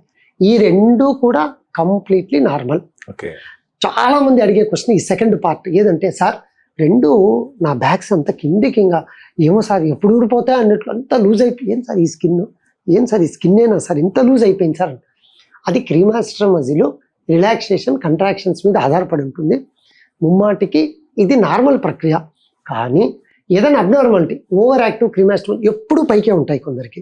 ఎందుకు అంటేను క్రీమాస్టిక్ మజిల్ ఓవర్ యాక్టివిటీ ఉందనుకోండి, అప్పుడు ఉండొచ్చు, అప్పుడు కొంచెం జాగ్రత్తగా ఉండాలి. ఎందుకంటే ఒకే టెంపరేచర్ ఉన్నప్పుడు వీళ్ళకు స్పర్మ్ ప్రొడక్షన్ తగ్గి ఫ్యూచర్లో పిల్లల గురించి ఇష్యూ రావచ్చు. అదర్వైజ్ క్రీమాస్టర్ మజిల్ కంట్రాక్షన్ రిలాక్సేషన్ మాత్రమే పైకి వెళ్ళడము కిందికి వెళ్ళడం జరుగుతూ ఉంటుంది. అంటే వాటి యొక్క సైజు ఒకటి కిందికి ఒకటి పైకి ఉండడం నార్మల్. 80% కేసెస్లో లెఫ్ట్ సైడ్ టెస్టిస్ కిందికి ఉంటుంది. అంటే 100 మందిని తీసుకున్నారు అబ్బాయిలను, 80 మెంబర్స్కి ఏమో లెఫ్ట్ కిందికి ఉంటుంది, 20 మెంబర్స్కి ఏమో రైట్ కిందికి ఉంటుంది. ఇది మనం చెప్పడం కాదు, ఎక్స్క్లూసివ్ అధ్యయనం చేసిన తర్వాత చెప్పినది. సార్ నాకు ఈక్వల్గా లేవు సార్, రావడమే ఏమ్మా ఏంటి ప్రాబ్లం సార్, ఈక్వల్గా లేవు సార్. నేను ఈక్వల్గా లేవంటే ఏమి ఈక్వల్ లేవు ఏదో అనుకునేవాడిని. తర్వాత అర్థమైందా మనోడు టెస్టిస్ గురించి.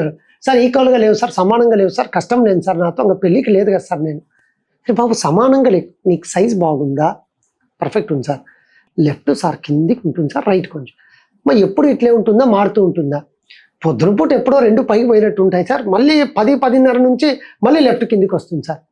ఏమో లేదు సార్, ఎవరో ఒక అబ్బాయి చేతబడి చేసినాడు సార్ నాకు.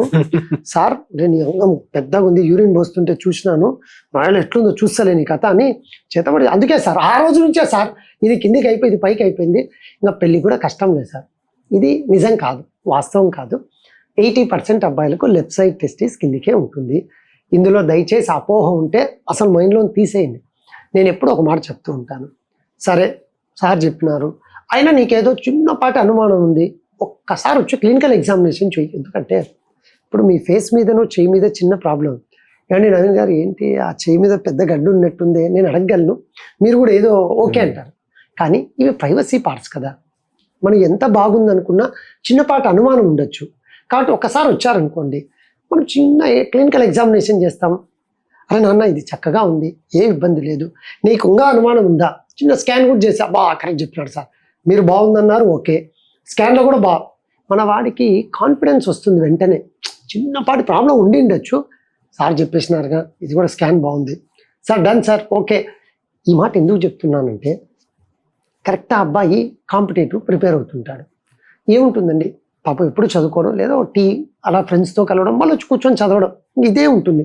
1 ఇయర్కి ఎగ్జామ్ ఉంటాయి కాబట్టి ఇది సడన్గా ఎప్పుడో ఒకసారి ఏదో ఇట్లా సెటిల్ చేసుకునేటప్పుడు ఏదో పెయిన్ ఉన్నట్టు, ఇదేదో కిందికి పోయినట్టు అలా మనసు వచ్చి డైవర్ట్ అవుతూ ఉంటారు. ఇది కూడా చాలా మందిని చూశాను సార్, చదవలేకపోతున్నాను సార్, సార్ 1 మార్కులో పోయింది, ఈసారి 1 మార్క్ కొట్టేస్తావాలేమంటే, లేదు సార్ ఈసారి 5 మార్కులు ఎందుకు పోయిందంటే, నా మనసు అంతా దీని మీదే ఉంది సార్, ఇదేదో పొజిషన్ సార్, ఇదేదో ప్రాబ్లం ఉన్నట్టుంది సార్. అటువంటి వాళ్లకు ఈ ధైర్యం చెప్పి స్కాన్ చేసిన తర్వాత సార్ ఇంకా చెప్పేశారుగా, వాళ్ళు వచ్చి స్వీట్ బాక్సులతో వచ్చిన వాళ్ళు 60% అండి. సార్ మీరు ఆ రోజు ఏదో చిన్న ధైర్యం చెప్పారు సార్, ఆ వీడియోలో చూసి ఒకసారి కలిసిపోదామని, ఒక్క కన్సల్టేషన్తో ఈరోజు నా పొజిషన్ ఇది సార్, ఐఎమ్ హ్యాపీ సార్, పెళ్లి చేసుకోబోతున్నాను, సరదాగా వచ్చి కార్డు ఇచ్చిపోదాం. సో చాలా చిన్న ఇష్యూసే, but that makes very much. ఎంత డిఫరెన్స్ చూడండి, 2 సంవత్సరాలు వేస్ట్, ఈరోజు మంచి పొజిషన్, కానీ 2 years వేస్ట్ అయిందిగా. ప్రైవసీ ఇష్యూస్ను నోబడీ వాంట్స్ టు ఎక్స్పోజ్. అటువంటి మీరు ధైర్యంగా ముందుకెళ్ళి చెప్పగలిగితే చాలా చక్కగా ఉంటుంది. వీర్యం తయారీలో ఈ టెస్టికల్ పాత్ర ఏంటి? సో టెస్టీస్ 2 productsని ఇస్తాయండి. ఒకటి స్పర్మ్, పేరులోనే ఉంది టెస్టోస్టిరాన్ హార్మోన్. ఈ టెస్టోస్టిరాన్ ఏంటి సార్, ఈ టెస్టోస్టిరాన్ హార్మోన్ ఎక్కడ ఉంటుంది, మన బ్లడ్లోనే ఉంటుంది ఇదంతా. ఈ టెస్టోస్టిరాన్ అబ్బాయిలకు చాలా ఇంపార్టెంట్. మీరు అమ్మాయిల గురించి మాట్లాడితే ఒకే ఒక హార్మోన్ చెప్తారు గైనకాలజిస్ట్, ఈస్ట్రోజన్. ప్రెగ్నెన్సీ అప్పుడు ప్రొజెస్ట్రాన్ అనేది వస్తుంది తప్ప జనరల్గా అట్లా అబ్బాయిలకు పుట్టినప్పటి నుంచి మళ్ళీ మనము కంప్లీట్ మన లైఫ్ అయిపోయేంత వరకు ఏదన్నా ఒక బ్లడ్ టెస్ట్, ఒక హార్మోన్ చెప్పండి సార్ అంటే, ఇంకా ప్రతి లెవెల్లో ఉపయోగపడే హార్మోన్ ఈ టెస్టోస్టెరాన్ హార్మోన్. ఆ టెస్టోస్టెరాన్ హార్మోన్ వచ్చే ఆర్గాను మన టెస్టిస్, మీరు అడిగిన వృషం. సో మనకి ఎంత ఇంపార్టెంట్ అర్థమైందా. సో ఎప్పుడన్నా అంటూ ఉంటా, బాబా అందరికీ హార్ట్ ఎట్లుంటుంది, నేను ఎగ్జామ్ చేసేటప్పుడు నా హార్ట్ అంతా వాడి టెస్టిస్ దగ్గర ఉంటుంది, చాలా జాగ్రత్త ఎగ్జామిన్ చేసి మన వాడికి ట్రీట్మెంట్ ఇవ్వాలి అని. So that is the importance of testis. అబ్బాయిల sexual issues testosterone hormone, sperm quality పిల్లలు రానికి టెస్టోస్టెరాన్ హార్మోన్, మీరంతా జిమ్ములో కండలు పెంచిన వాళ్ళకు good testosterone. Number 2 body built up అంటే బోన్ స్ట్రెంగ్త్ టెస్టోస్టిరాన్. మన హార్మోన్ హీమోగ్లోబిన్ తక్కువ ఉంది, ఎందుకబ్బా ఇంత తక్కువ ఉంది, మనోడు అన్ని బాగున్నాయని చూస్తే హీమోగ్లోబిన్ తయారు కావడంలో కూడా టెస్టోస్టెరాన్ ఇంపార్టెన్స్ ఉంటుంది. ఓన్లీ సెక్సువల్ గురించే కాదు, no that is very important. చాలా మంది టెస్టోస్టెరాన్ బూస్టప్ దీనికే నో నో నో. పుట్టినప్పటి నుంచి, ఎందుకు సార్ పుట్టినప్పటి నుంచి అంటున్నారు, నీ ఆర్గాన్స్ అన్ని డెవలప్ కావాలి, ప్రతి పార్ట్ చెప్తారుగా, మనము చక్కగా ఉండాలంటే మన బ్లడ్ శాతం బాగుండాలి, అక్కడే అయిపోతుంది ఎంత ఇంపార్టెంటో. నువ్వు యుక్త వయసు రావాలి, టెస్టోస్టెరాన్ బాగుండాలి, సెక్షువల్గా బాగుండాలి, పిల్లలు పుట్టాలి, everything, not only sex, everything testosterone. అంత ఇంపార్టెంట్ ఆర్గాన్ టెస్టిస్. రెండవది స్పర్మ్, ఇది అదంతా లైఫ్ టైము. ఇది మనకు దేవుని దయతో చక్కగా మీ జనరేషన్ ప్రొడక్షన్ చేసుకొని కావాల్సిన ఇంపార్టెంట్ స్పర్మ్ కూడా అక్కడి నుంచే వస్తుంది. ఆ స్పర్మ్ బాగా రావాలి, మళ్ళీ టెస్టోస్టెరాన్ ఉండాలి. సో ఎటు తిరిగినా అక్కడికే వస్తాము. సో ఈ 2 productsే మనకు వస్తాయి టెస్టిస్ నుంచి. వచ్చేది 2 అయినా రోల్ చాలా ఇంపార్టెంట్. టెస్టోస్టెరాన్ మీకు చెప్పానుగా ఏ రోల్ చేస్తుందో, అదేవిధంగా పిల్లల గురించి స్పర్మ్, ఈ రెండింటికే టెస్టిస్ అనేది ఇప్పుడు చాలా ఇంపార్టెంట్. సో ఇప్పుడు మనం మళ్ళీ ఈ హస్తప్రయోగం విషయానికి వద్దాం డాక్టర్ గారు. మీరు అన్నారు 12 years అప్పుడు వైట్ డిశ్చార్జ్ అనేది మొదలవుతుంది, అది కామన్. ఏ రకంగా శుభ్రంగా ఉంచుకోవాలి, ఆందోళన ఎందొద్దు అనే అంశాలు మాట్లాడుకున్నాం కదా. ఆ వయసులో యాక్చువల్గా చాలా మందికి అంటే హస్తప్రయోగం వాళ్ళ యొక్క ప్లెజర్ కోసం చేయడం అలవాటుగా మారుతుంది. వాళ్ళు తెలిసి తెలియని తనాన్ని ఆసరాగా తీసుకొని హస్తప్రయోగం చేస్తే నీ భవిష్యత్తులో పిల్లలు పుట్టరని, లేదా సైజ్ తగ్గుతుందని, లేదా నువ్వు బలహీన పడిపోతావు అని చెప్పేసి రకరకాల భయాందోళనతోని వాళ్ళని కొంతమంది విచిత్రమైన మందులు, ప్రమాదకరమైన మందులు అమ్మడానికి ప్రయత్నం చేస్తారు, లేదా లాభపడడానికి ప్రయత్నం చేస్తూ ఉంటారు. సో హస్తప్రయోగం చేస్తే పిల్లలు పుట్టరా? సో మీరు 3 క్వశ్చన్స్లో ఫస్ట్ క్వశ్చన్ ఇది మీది, హస్తప్రయోగం చేస్తే పిల్లలు పుట్టరా. కానీ హస్తప్రయోగం అనేది అంటే మాస్టర్బేషన్ అనేది ఒక ప్లెజరబుల్ థింగ్. అది చేయడము తప్పు కాదు, చేయకపోవడము తప్పు కాదు, కానీ హస్తప్రయోగము ఆల్వేస్ గుడ్ థింగ్. ఎందుకు అంటే జనరల్గా ఒకటి మీరేమన్నారు, ప్లెజర్ కోసం అన్నారు. Absolutely yes. Orgasm, sexual pleasure, ఆ ప్లెజర్ అనేది యూజువల్గా హస్తప్రయోగం చేసినప్పుడు వస్తూ ఉంటుంది. మీరు అడిగింది ఏమంటే పిల్లలు పుట్టరు. అసలు దీనికి సంబంధమే లేదండి.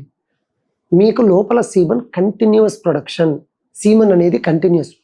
ఒక హార్ట్ బీట్కి 1200 స్పర్మ్స్ ప్రొడ్యూస్ అవుతూ ఉంటాయి. నేను చెప్పింది కాదండి, ఎవ్రీథింగ్ ఈజ్ ఎవిడెన్స్.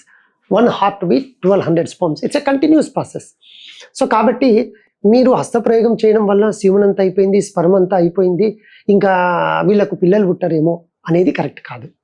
కానీ ప్రాబ్లం ఎక్కడ వస్తుందంటే, ఎప్పుడైతే మీరు రిపీటెడ్గా హస్తప్రయోగం చేస్తూ ఉన్నారో ఫ్యూచర్లో సెక్షువల్ మీరు ఒక హస్తప్రయోగం కొందరు చేత్తో చేస్తూ ఉంటారు, కొందరు బోర్లా బొక్కలు పడుకొని బెడ్ మాస్టర్బేషన్ అంటారు. సో ఆ విధంగా చేస్తూ ఉంటారు. సో డిఫరెంట్ టైప్స్ ఆఫ్ మాస్టర్బేషన్స్ ఉంటాయి అట్లా. సో అలా చేసినప్పుడు పెనిస్కి స్టిమ్యులస్ ఆ చేతి నుంచో బెడ్ నుంచో వచ్చినది యూన్లో దొరకదు. సో అప్పుడు ఏమవుతుంది, సెక్షువల్ ఇష్యూస్ వచ్చి ఇప్పుడు మీరు కరెక్ట్గా ఓవులేషన్ టైంలో సెక్స్ చేయకుంటే పిల్లలు ఎక్కడ పుడతారు? సో చాలా మంది హస్తప్రయోగం చేస్తే పిల్లలు పుట్టరు. మీకు కాన్సెప్ట్ అర్థమైందిగా. దీనివల్ల ఇండైరెక్ట్గా ఉంటుంది తప్ప హస్తప్రయోగం చేస్తే పిల్లలు పుట్టరనేది తప్పు ఖచ్చితంగా. ఈ అబ్బాయికి సెక్షువల్ ఫ్యాంటసీ డిఫర్ అయ్యి ఆవిడతో పెళ్ళైన తర్వాత కరెక్ట్ టైంలో పాల్గొనలేక ఈ సీమన్ వచ్చే ఎజాక్యులేటరీ డిస్ఫంక్షన్ అంటారు, not erectile ejaculatory function, semen వచ్చే క్రమంలో ప్రాబ్లం వచ్చినప్పుడు అప్పుడు సీమన్ యోన్లోకి వెళ్ళలేకపోవడం వల్ల పిల్లలు పుట్టరు తప్ప డైరెక్ట్ హస్తప్రయోగం చేస్తే పిల్లలు పుట్టరు అనేది కాన్సెప్ట్ కరెక్ట్ కాదు. నెంబర్ 2, చాలామంది చెప్పేది మీరు అడిగినది వీక్నెస్. సార్ చాలా సార్ మనీ వెళ్ళిపోయింది సార్, మనీ వెళ్ళిపోయింది సార్, మనీ అంటే సీమన్ చాలామంది మనీ అంటూ ఉంటారు.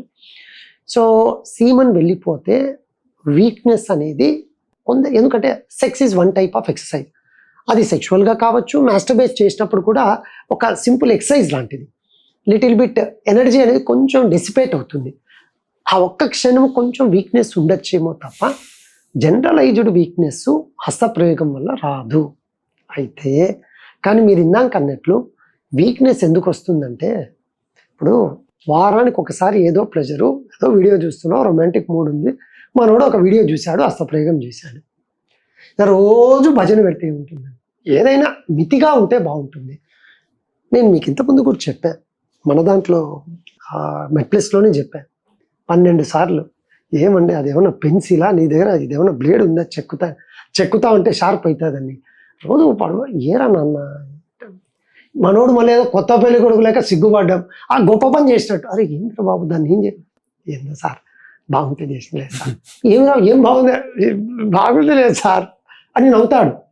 అన్నిసార్లు ఏదో ఒకసారి అంటే సార్ 2-3 సార్లు బాగుంది సార్, ఇంకా బాగుందని రోజు ఒక 5-6 సార్లు మినిమం సార్ ఇట్లా. ఏమంటే నేను ఎగ్జాగరేట్ చేసి చెప్పట్లేదు, ఏ బుక్స్లో ఉండదు, these are all come with experience. Patients వచ్చి పాపం వాళ్ళు చెప్పేదాన్ని బట్టి మనం మీడియా ముందు వచ్చి చెప్పడం తప్ప ఇంకోటి కాదు.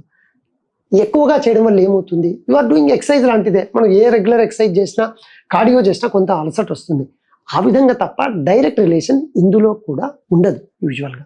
మరి మీరు ఇందాక అన్నారు, మరి సార్ అయితే చెప్పండి, మరి నెంబర్ చెప్పండి ఎన్నిసార్లు అయితే మంచిది అని మీరు అడుగు.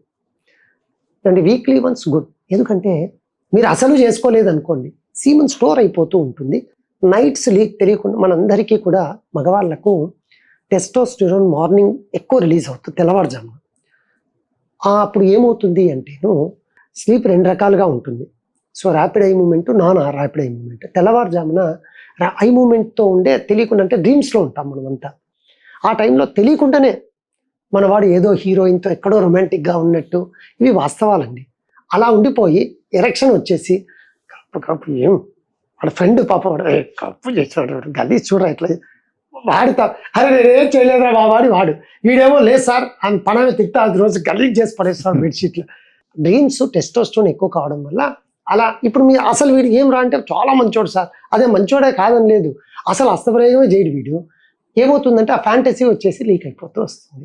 సో అందుకు వీక్లీ వన్స్ ఆల్వేస్ గుడ్, మంత్లో 4 to 5 times రియల్లీ హెల్తీ. దాంట్లో ఎటువంటి ఎందుకు ఒకలాంటి ఎక్సర్సైజ్, ఒకలాంటి ప్లెజర్. రేపు పొద్దున ఫ్యూచర్లో వాడికి పెళ్ళైన తర్వాత ఈ ప్లెజర్ ఇట్లుంటుంది అనే యాంగ్జైటీ అన్నీ కూడా వచ్చేది మాస్టర్బేషన్. కాబట్టి మాస్టర్బేషన్ ఎప్పుడూ తప్పు కాదు, మీరు మితిమీరి చేశారా అప్పుడు ప్రాబ్లం వస్తుంది. అందుకే మీరు ఎక్కడైనా చూడండి, ఇవన్నీ మీతో మాట్లాడుతున్నా కానీ వినడానికి మీ పక్కన కూర్చొని ఇంట్రెస్ట్ చూపరు. ఎవరో మీ ఫ్రెండ్స్ ఇంకోరు ఉదాహరణ చెప్తూ ఉన్నాను, మీరని కాదు ఇంకోరు. మళ్ళీ 9:30 భోజనం చేసిన తర్వాత సార్ ఏదో ఈరోజు చెప్తా ఉన్నారా మంచి విషయం అని దుప్పటి వేసుకొని చక్కగా చూస్తూ ఉంటాయి. ఏదో ఇవి నిజాలు మనం చేసేదేరా సార్ చెప్పింది అని. సో ఆ ట్యాబ్ ఇంకా వెళ్ళలేదు. సో ఫైనల్గా నేను హస్తప్రయోగం గురించి చెప్పేది, హస్తప్రయోగం అనేది masturbation healthy if it is in a limited count. భజన పెడితే ఇబ్బంది అవుతుంది, ఒక్కటి కొంచెం చూసుకుంటే చాలు. సో డాక్టర్ గారు ఇప్పుడు పురుషాంగం సైజు విషయానికి వద్దాం. సో పురుషాంగం సైజ్ అనేది అంటే నార్మల్ ఏంటి, అబ్నార్మల్ ఏంటి, ఎంత ఉండాలి, ఎరెక్షన్ అయినప్పుడు ఎంత ఉండాలి, ఎరెక్షన్ కాకముందు ఎంత ఉండాలి, సో సైజ్ తక్కువగా ఉండడం వల్ల భావప్రాప్తి అనేది తగ్గుతుందా? గూగుల్లో అబ్బాయిల సర్చ్ టాప్ 3-4లో ఉండే టాపిక్ మీరు ఇప్పుడు అడిగినది పెనిస్ సైజు లెంత్. మీరు కావాలంటే ఊరికే పెనిస్ మీరు కొట్టకముందే టాపెస్ట్ సెర్చ్ ఫ్రమ్ బాయ్స్ అని కొడితే వచ్చేది. యాక్చువల్గా ఏమవుతుందంటే అండి, పెనిస్ లెంత్కి భావతృప్తికి యూజువల్గా రిలేషన్ లేదు. ఓకే, ప్రాబ్లం మనకు వచ్చేది ఎక్కడ అంటే కంపారిజన్. పార్న్ వీడియోస్ చూసేటప్పుడు యూజువల్గా అవన్నీ కూడా ఫారినర్స్ ఉండి ఉంటాయి. యూజువల్గా వాళ్ళ హైట్ వేరు, వాళ్ళ జీన్స్ వేరు, ఖచ్చితంగా హైట్కు ప్రపోర్షనేట్గా వాళ్ళ పెనిస్ లెంత్ ఉంటుంది. బట్ కంపేర్ చేసుకుంటారు మన వాళ్ళలోనే. ఎందుకండి 6 feet ఉండే అబ్బాయి ఉంటారు, 5'2", 5'3" ఉండేవాడు ఉంటాడు. సో ఎవరి హైట్కి సంబంధించి వాళ్ళ బోన్ స్ట్రెంత్, బోన్ గ్రోత్ అనేది బాడీ ప్రపోర్షనేట్గా ఉంటుంది. సో అప్పుడు పెనిస్ లెంత్ కూడా నేచర్ ఆ విధంగానే ఇచ్చి ఉంటుంది. కంపేర్ చేసుకున్నప్పుడు ప్రాబ్లం వస్తుంది. సో చాలామంది సార్ 6 inches అన్నా ఉండాలి కదా, నెవర్. ఎక్కడ ఈ లెంత్ ఉంటే ఫీమేల్స్కి భావతృప్తి ప్లెజర్ ఉంటుంది అనేది ఎక్కడ లేదు. ఎక్కడ ఏ పేపర్స్ కూడా చూడండి మీరు, రీసెర్చ్ పేపర్స్లో ఈ లెంత్ ఉంటే పరిశోధనలో తేలింది ఏమంటే ఇండియన్ కాంటెంట్లో యావరేజ్గా ఈ లెంత్ ఉంది, so this is a good length. For example 4 inches 5 inches example చెప్తూ ఉన్నాను. సో ఆ విధంగా చూసేసి నాదంత లేదు, కష్టమేనేమో, నేను ఇంకా పెళ్లి చేసుకుంటే కూడా కష్టమేనేమో, ఆవిడ కూడా ఎలా తృప్తి పొందదు, ఎందుకు లేని సార్ సూసైడ్ చేసుకుంటే. ఈ వర్డ్స్ ఎక్స్క్లూసివ్ పేషెంట్ చెప్పినవి మీ ముందర చెప్తున్నాను. ఇంకెందుకు లేని సార్ కాదు, కానీ నాతో కాదు నా లెంత్ సార్ ఒకసారి ఎగ్జామిన్ చేస్తాను చూస్తే అండి, మీకు ముందే చెప్పా, నావెల్కి కింద సూప్రా ప్యూబిక్ ఫ్యాట్ ఎక్కువగా ఉంటుంది. యూజువల్గా ఫ్యాట్ అనేది అబ్బాయిలకు టమ్మీలోకి వస్తుంది, అమ్మాయిలకు బటక్స్కి వెళ్తుంది. సో ఎప్పుడైతే అబ్బాయిలకు టమ్మీలోకి వచ్చిందో అక్కడున్న ఈ ఫ్యాట్ అంతా పెనిస్ని ఎంకరేజ్ చేస్తుంది. అంటే యాక్చువల్ లెంత్ ఇది అనుకోండి, ఈ ఫ్యాట్ ఇలా ఎంకరేజ్ చేయడం వల్ల చూస్తే ఇంతే ఉంది కదా సార్ అనిపిస్తుంది. దాన్ని బరీడ్ పెనిస్ అంటారు. ఆ ఫ్యాట్ కరిగింది కూడా ఎక్సర్సైజ్ చేసి ఆ ఫ్యాట్ని తగ్గించుకోగలిగితే మీ లెంత్ మీదే. మళ్ళీ సెకండ్ టైం చెప్తున్నాను, లెంత్కి ఫీమేల్స్ భావతృప్తికి లేదు, రిలేషన్ లేదు. కానీ ఎప్పుడన్నా ఫీమేల్స్ నేను కౌన్సిలింగ్ చేసేటప్పుడు లేదా వేరే డాక్టర్స్, ఫిజిషియన్స్, సైకాలజిస్ట్ చేసేటప్పుడు, అది నేను ఇండియన్ అది అని చెప్పలేను, 2% ఫీమేల్స్ యూజువల్గా మేబీ లెంత్ గురించి ఎక్స్పెక్టేషన్స్ ఉండొచ్చు బికాస్ ఆఫ్ కంపారిజన్. సో వాళ్ళ భావతృప్తిలో అప్పుడు లెంత్ లేదనే కాన్సెప్ట్ రావచ్చేమో తప్ప యూజువల్గా నో. ఇంకోటి, ఈ అబ్బాయి ఏదో ఒక కారణం చేత పెళ్ళై ఉంటుంది అమ్మాయితో, ఈ అబ్బాయి వేరే కారణం చేత నచ్చినప్పుడు పెనిస్ లెంత్ లేదు కాబట్టి నేను భావతృప్తి వద్దు అందుకే నాకు డైవర్స్ కావాలి, ఆ కాన్సెప్ట్ డిఫరెంట్. అసలు యూజువల్గా అయితే మాత్రము అమ్మాయిల భావతృప్తికి పెనిస్ లెంత్కి ఏ సంబంధం లేదు. కానీ నేను చెప్పేది ఏమంటే, మీరు ఎప్పుడైనా లెంత్ గురించి ఇష్యూ వస్తే యాజ్ ఎర్లీ యాజ్ పాసిబుల్ దాని గురించి క్లియర్ చేసుకోవాలి. కొందరికి టెస్టోస్టిరోన్ హార్మోను ఏదో కారణం చేత బాగా తగ్గినప్పుడు పెనిస్ లెంత్లో చేంజ్ అయితే ఖచ్చితంగా ఉంటుంది. సో ఆ కరెక్ట్ ఏజ్ గ్రూపు, ఆ టెస్టోస్టిరోన్ లెవెల్ తెలిస్తే సప్లిమెంట్ చేస్తే ఆ అబ్బాయికి రావాల్సిన లెంత్ వస్తుంది తప్ప ఆ అబ్బాయి అనుకున్న లెంత్ రాదు. లేదా ఇంకోరు అనుకున్న లెంత్ రాదు. వాడికి ఆ బాడీ ప్రపోర్షనేట్గా ఉండే లెంత్ మాత్రమే వస్తుంది. లెంత్ విషయంలో అంటే నార్మల్ అబ్నార్మల్ సైజెస్ ఏమైనా చెప్పగలుగుతారు? సో ఇందాక అన్నట్టు చాలామంది 4 ఇంచెస్ 5 ఇంచెస్, బట్ మామూలుగా బుక్స్లో ఏమంటారంటే అండి స్టాండర్డ్ డీవియేషన్ ఇంతకంటే తక్కువ ఉంటే అని ఇస్తారు. కానీ అది లెంత్ చెప్పడం కంటే ఎగ్జామినేషన్లోనే మాకు బాగా తెలుస్తాయి. సో నేను అంటున్నాను, ఒక అబ్బాయి ఉండడమే 4'5" ఉన్నాడు, ఆ అబ్బాయికి రిలేటివ్గా చాలా స్మాల్ పెనిస్ అనిపిస్తూ ఉంటుంది. బట్ ఆ ఏజ్ ఆ హైట్ ఉన్న అమ్మాయిని చేసుకున్నప్పుడు he won't feel anything. So clear cut Indian సినారియోలో ఈ లెంతే కరెక్టు, ఈ లెంత్ చిన్నది. కానీ మైక్రో పెనిస్ అని ఒక కాంటెంట్ ఉంటుంది. ఈ మైక్రో పెనిస్లో నిజంగానే చాలా చిన్నదిగా ఉంటుంది. దానికి కారణం ఏమంటే ఆ అబ్బాయి మోస్ట్లీ చాలా తక్కువ టెస్టోస్టిరాన్, టెస్టీస్ కూడా వాళ్ళకి చాలా చిన్నది, అంటే బఠానీ గింజంత ఉంటాయి టెస్టీస్. పెనిస్ ఏమో ఇంత జస్ట్ టిప్లో ఉన్నట్టు ఉంటుంది. అది మైక్రో పెనిస్ ఉన్నోళ్ళు కొంచెం ఆలోచించాలి. కానీ అది ఎందుకు వచ్చింది, దాన్ని ఏమన్నా క్లియర్ చేసుకోగలమా మనం అని చూసి చేయడమా, లేదా వీళ్ళకి ఏమైనా పెనైల్ లెంతనింగ్ ప్రొసీజర్ ఎప్పుడు ఖచ్చితంగా ఫ్యూచర్లో సెక్షువల్ ఇష్యూస్ వస్తాయనుకుంటేనే పెనైల్ లెంతనింగ్ గురించి ఆలోచించాలి తప్ప అదర్వైజ్ యూజువల్గా మీరు మళ్ళీ నన్ను ఆ క్వశ్చన్ అడగచ్చు, సార్ లెంత్ ఒక్కటి చెప్పండి సార్ అని. ఇండియన్ సినారియోలో really we can't tell this is good, this is bad. నేను ఇప్పుడు ఒక నెంబర్ చెప్పాను అనుకోండి, ఎవరో ఒకరి చూస్తే సార్ నాకు 5 చెప్పాడు లేదా 6 చెప్పాడు, మళ్ళీ మీకే ఫోన్లు వస్తాయి, సార్ అడ్రస్ ఇవ్వండి, నాది ఇంత లేదు, నేను లెంత్ చేసుకుంటాను. అందుకు అది క్లినికల్ ఎగ్జామినేషన్ చేసినప్పుడే క్లియర్గా తెలిసే అంశం. సరే, ఇప్పుడు మనం ఎంత చెప్పినా పురుషాంగం సైజు పెంచుకోవాలన్న కోరిక చాలా మందికి ఉంటుంది. ఆ రకంగా గూగుల్లో సెర్చ్లు చాలా మంది వస్తాయి. ఆ దిశగా శాస్త్ర సాంకేతికత ఏ రకంగా పెరిగింది? ఆ కోరికతో మీ దగ్గరికి ఎంతమంది వస్తారు? సార్ నా సైజు పెంచే అవకాశం ఉందా, పెరగాలి, ఏమేంటి అవకాశాలు ఉన్నాయి? సో ఇప్పుడున్న చాయిసెస్ ఏంటి? సో యూజువల్గా యంగ్స్టర్స్ అండి, ముఖ్యంగా if I tell the age group is 21 to 26, ఈ ఏజ్ గ్రూప్ వాళ్ళు పెనిస్ లెంత్ గురించి ఎక్కువ వస్తారు. రెండోది ఏమంటేను పెనిస్ లెంతనింగ్కు మెయిన్ ప్రొసీజర్ ఒకటే ఉంటుంది. ఇప్పుడు పెనిస్ ఇలా ఉంటే సస్పెన్సరీ లిగమెంట్స్ అంటే 2 సపోర్టివ్ లిగమెంట్స్ ఉంటాయి. అంటే ఈ 2 లిగమెంట్స్ దాన్ని గట్టిగా, ఇప్పుడు ఈవెన్ నార్మల్గా ఎప్పుడైనా ఎరెక్ట్ అయినప్పుడు కూడా నార్మల్గా ఉండే పెనిస్ ఒక పొజిషన్ రాని కారణం ఈ టైట్గా ఉండే సపోర్టర్స్ లిగమెంట్స్, మన ankle joint, knee joint ligaments ఎట్లున్నాయి సస్పెన్సరీ లిగమెంట్స్, ఈ పొజిషన్లో పెడతారు. ఇవి ఏం చేస్తుంటాయి, పడిపోతుంది ఏమో టక్కిమని గట్టిగా పెట్టి లాగుతూ ఉంటాయి పొజిషన్లోకి. ఇక్కడ ప్యూబిస్ బోన్కి అటాచ్ అయి ఉంటాయి. వీటిని కనుక రిసెక్ట్ చేయగలిగితే యూ కెన్ గెట్ 1/2 inch, అంటే ఒక 1.5 centimeters లేదా 2 centimeters మ్యాక్సిమం. ఇక్కడ ఆ 2 లిగమెంట్స్ని రిసెక్ట్ చేస్తే ఆ లెంత్ వస్తుంది. యూజువల్గా చేసే సర్జరీ ఆ సస్పెన్సరీ లిగమెంట్ రిసెక్షన్ అంటారు. ప్రాబ్లం ఏమంటే ఈ సర్జరీ తర్వాత రిలేటివ్గా కొంచెం పెరిగి ఉండొచ్చు, కానీ మన వాడి ఎక్స్పెక్టేషన్ ఈజ్ డిఫరెంట్. సార్ నేను యాక్చువల్గా అట్లీస్ట్ ఒక 3 inches అనుకున్నా, మీరేమో 0.75 inch ఇవ్వగలిగారు, 3 ఎక్కడ .1 అనవసరంగా చేయించుకున్నలేను సార్, బాధపడుతూ ఉంటారు. అది క్యారీ అవుతుంది. దానికంటే సెకండ్ ఇంపార్టెంట్, కొందరు సార్ చాలు సార్ నేను మన నుంచి వస్తే చాలు అనుకున్నా బాగుంది, కానీ మరి బాగున్నారు కదా ఇంకెందుకు చెప్తున్నారు సార్ ఆ అబ్బాయి గురించి అనొచ్చు. మనోడికి ఇంకో ప్రాబ్లం, ఏం ప్రాబ్లం ఏంటి, నేను మీకు ముందే చెప్పింటాను కదా, చెప్పారు ఆ ప్రాబ్లం వచ్చింది సార్ చెప్పండి మా అంటే, సార్ మామూలుగా గట్టి పడినప్పుడు ఇంతకు మునుపు నాది కొంచెం ఎరెక్ట్ అయ్యేది, నేను సెక్షువల్గా యాక్టివ్ ఉన్నప్పుడు నాకు పొజిషన్ బాగుండేది, గట్టి పడింది సార్, అయినా అది భూమినే చూస్తూ ఉంది, సపోర్ట్ లేదు. ఈ 2 సపోర్ట్స్ పోవడంతో ఎప్పుడూ కిందికే ఉంటుంది, పట్టుకుంటే గట్టిగా ఉంటుంది, బట్ పొజిషన్ ఉండదు దానికి. సార్ నేను మాన్యువల్గా పెనట్రేషన్ అప్పుడు ఇన్సర్ట్ చేయాల్సి వస్తుంది, ఇది ఆల్రెడీ ముందే చెప్తాము, మీరు చెప్పారు సార్, అయినా నాకు లెంత్ కోసం.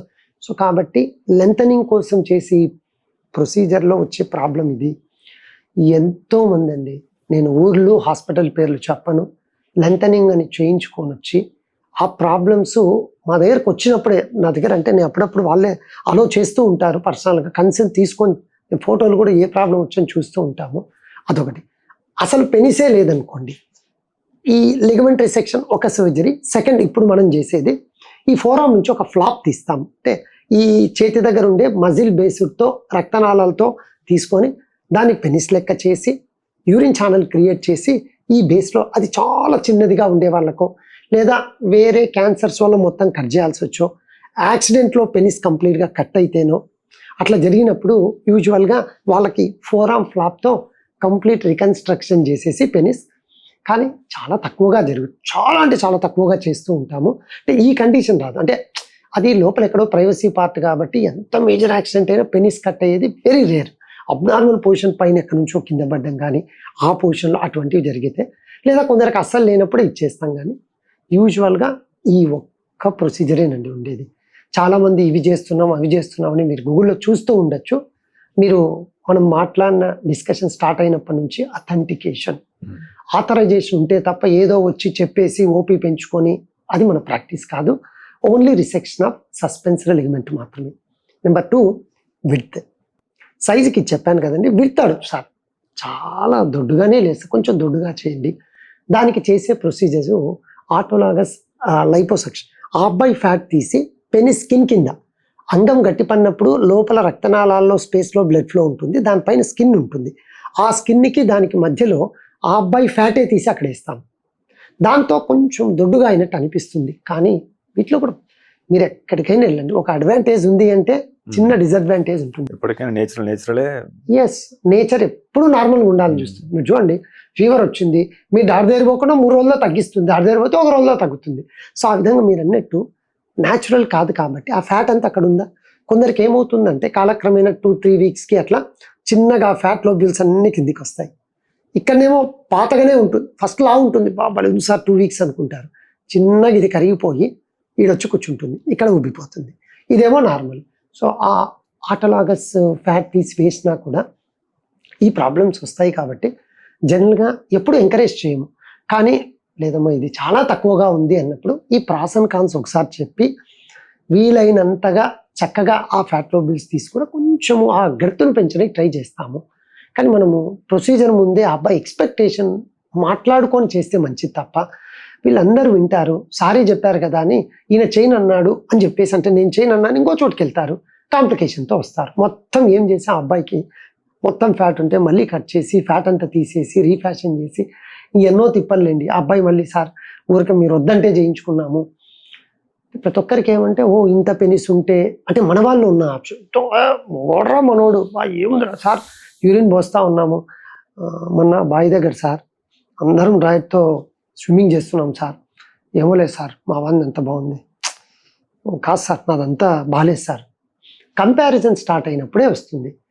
కొన్ని అబ్నార్మాలిటీస్ పెద్దగా ఇప్పుడు చూడండి, హైడ్రోసీల్ ఉంటుంది, వాటర్ ఎక్కి ఇంత ఉంటుంది డ్రైయర్ వేసుకున్నప్పుడు, వాడేమో నాకు ప్రాబ్లం లేరా అని కొట్టుకుంటాడు, వీడేమో సార్ వాడికి ఇంత లాభం సార్ నాదేం లేదు సార్ అని వీడు వస్తాడు.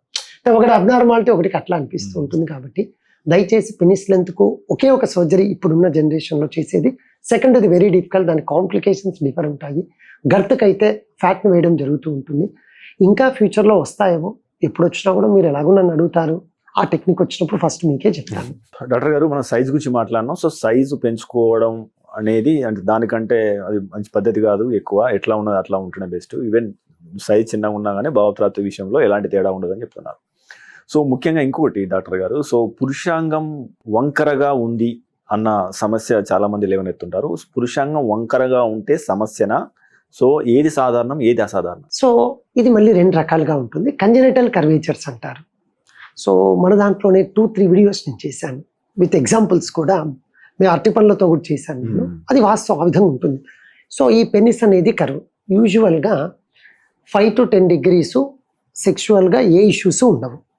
బట్ 30 degrees నుంచి కర్వేచర్ స్టార్ట్ అయితే మాత్రము పార్ట్నరు ఇబ్బంది పడతారు. ఈ అబ్బాయి కూడా పాపము ఒక స్ట్రెచ్డ్ పెయిన్ వస్తూ ఉంటుంది. సో కాబట్టి వీటికి ఏం చేస్తామంటే జనరల్గా అసలు ఎప్పటి నుంచి ఉందండి ఇది మీకు, సార్ నాకు గుర్తున్నప్పటి నుంచి ఉంది, నార్మల్గా అయిపోతుంది లేండి అనుకుంటాం. ఇందులో 2-3 రకాలు ఉన్నాయి. బై బర్త్ నుంచి వచ్చేది ఇందాక నేనంటే కంజెనిటల్ కర్వేచర్ 30 degrees కంటే ఎక్కువ ఉంటే ఖచ్చితంగా సర్జరీ చేయాలి, సర్జరీ చేసి క్లియర్ చేయాలి. లేదా రెండవది వీళ్ళకు ఏమవుతుంది అంటే బై బర్త్ కర్వేచర్ ఉండి యూరిన్ ఛానల్ కూడా కిందికి ఉంటుంది, అంటే కార్డి విత్ హైపోస్పెడియాస్ అంటారు. నేను ప్రతిదీ మెడికల్ లాంగ్వేజ్లో చెప్తే అర్థం కాదు, మన భాషలో చెప్తూ ఉన్నాను. సో కర్వేచర్ ఉండి యూరిన్ ఛానల్ కింద ఉంటుంది, ఇది కూడా ఒక ప్రాబ్లం. దీన్ని ఖచ్చితంగా కరెక్ట్ చేయాలి. ఎందుకంటే కరెక్ట్ చేసినప్పుడు ఇక్కడ ఉన్న హోల్ స్ట్రైట్ అయినప్పుడు ఇంకా వెనక్కి వెళ్తుంది.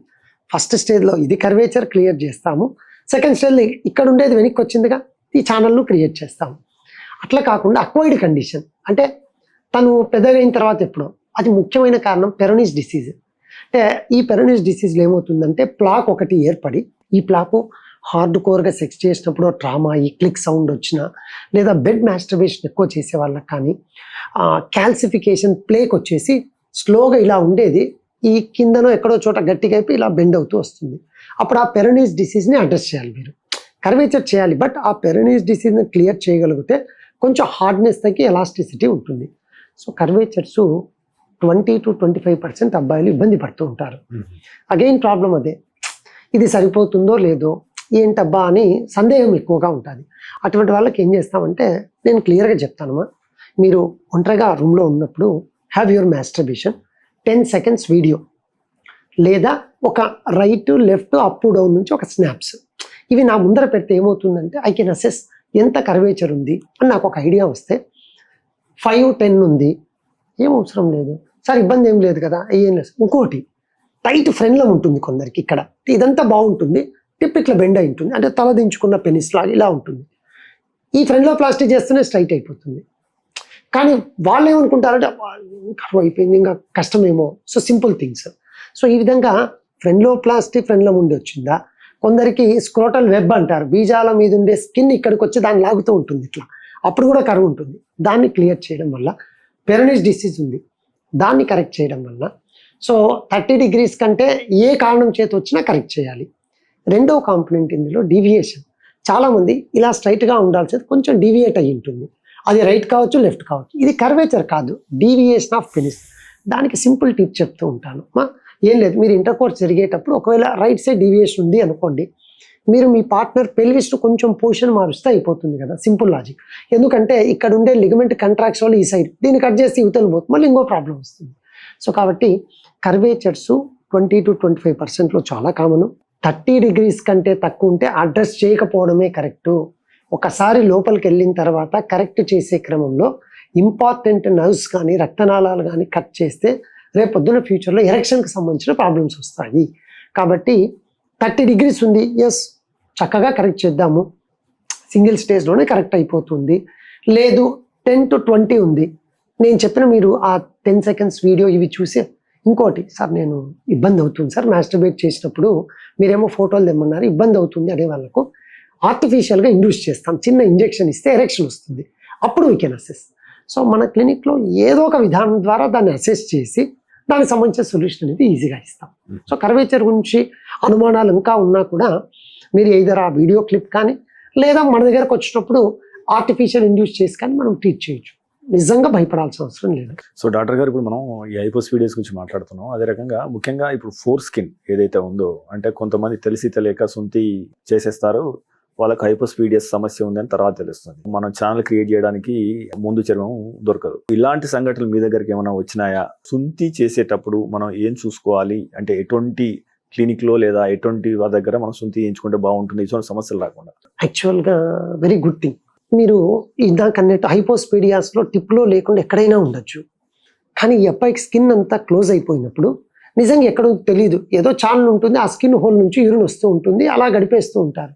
కానీ సార్ ఇప్పుడు ఎరెక్ట్ అయినప్పుడు స్కిన్ వెనక్కి రానికి, సెక్స్లో ఫస్ట్ పాల్గొన్నప్పుడు వెనక్కి రానికి ఇబ్బందిగా ఉంది అనేసి జనరల్గా రొటీన్గా సూంతే కదా అని చేయించుకుంటారు. ఈవెన్ కొందరు హాస్పిటల్స్ కూడా వెళ్ళరు, ఏదో సింపుల్గా ఏదో చేస్తా ఉన్నారు సార్ ఇక్కడ పోయినాను అని.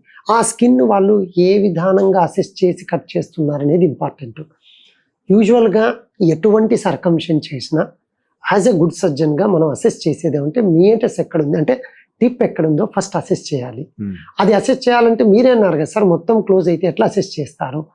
మనం మత్తి ఇచ్చిన తర్వాత ఎప్పుడైనా మీటస్ మోస్ట్ కామన్ కేసు హైపోస్పేడియాస్ అంటే కిందను, ఎపిస్పేడియాస్ అంటే పైన ఉండడం. 90% కేసులో హైపోస్పేడియాస్ కిందనే ఉంటుంది కాబట్టి పైన స్కిన్ ఫస్ట్ కొంచెం మత్తి ఇచ్చిన తర్వాత కట్ చేస్తాం. ఓ హోల్ ఇక్కడ ఉంది, ఎస్, ఇప్పుడు మార్జిన్ వేసుకొని అప్పుడు టైట్ ఉన్న స్కిన్ తీయాలి తప్ప మామూలు సర్కంషనేగా లాగేసి కట్ చేద్దాం వెరీ డిఫికల్ట్. సో సర్కంషన్ చాలా సింపుల్ ప్రొసీజరే, కానీ కాంప్లికేట్ అయినప్పుడు అది ఎంత ఇంపార్టెంట్ ప్రొసీజర్ అని తెలుస్తూ ఉంటుంది. సార్ ఎక్కడో చేయించుకున్నాం, నేను పేర్లు కూడా చెప్పలేను సార్, ఎందుకంటే వాళ్ళకే పేరు లేదు, అక్కడ బోర్డు పెడితే పోయి చేయించుకున్నాను, కట్ కడతా అంటే చేంజ్ చేసేసుకున్నాను సార్. పోయి చూస్తేనేమో నాది ఏదో కట్ అయిందన్నారు, యూరిన్ నాకు ఇక్కడ నుంచి వస్తుంది సార్. ప్రాబ్లం ఏమంటే పోసినప్పుడు వస్తున్నారు, రేపు పొద్దున సెక్షువల్గా ఏమైనా ఇబ్బంది అవుతుందా.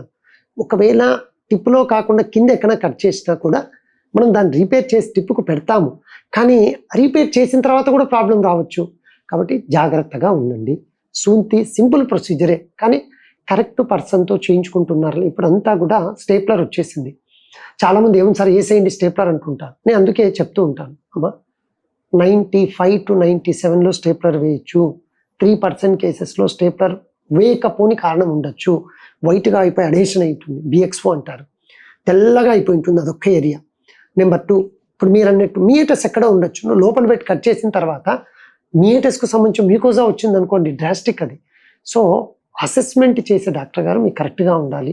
చక్కటి ఎక్స్పీరియన్స్ రెగ్యులర్గా చేసే వాళ్ళ దగ్గరికి వెళ్తే ఇటువంటి ప్రాబ్లమ్స్ రావు. ఇంకా మేము ఏం చేస్తాము, సరే అమ్మ ఏదో అయిపోయింది లేండి, ఇలా ఉంది కదా అని రీకన్స్ట్రక్ట్ చేసేసి మళ్ళీ చక్కగా, అంటే టిప్పులో ఉండదు, కొంచెం కిందికి ఉండొచ్చు. బట్ సార్ హ్యాపీ లేను సార్, నేను ఇంత ముందున్న ఈ ప్రాబ్లం ఈ 3 నెలల నుంచి పడిన ప్రాబ్లంతో పోలిస్తే నాకు కాన్ఫిడెన్స్ పెరిగింది అంటూ ఉంటారు.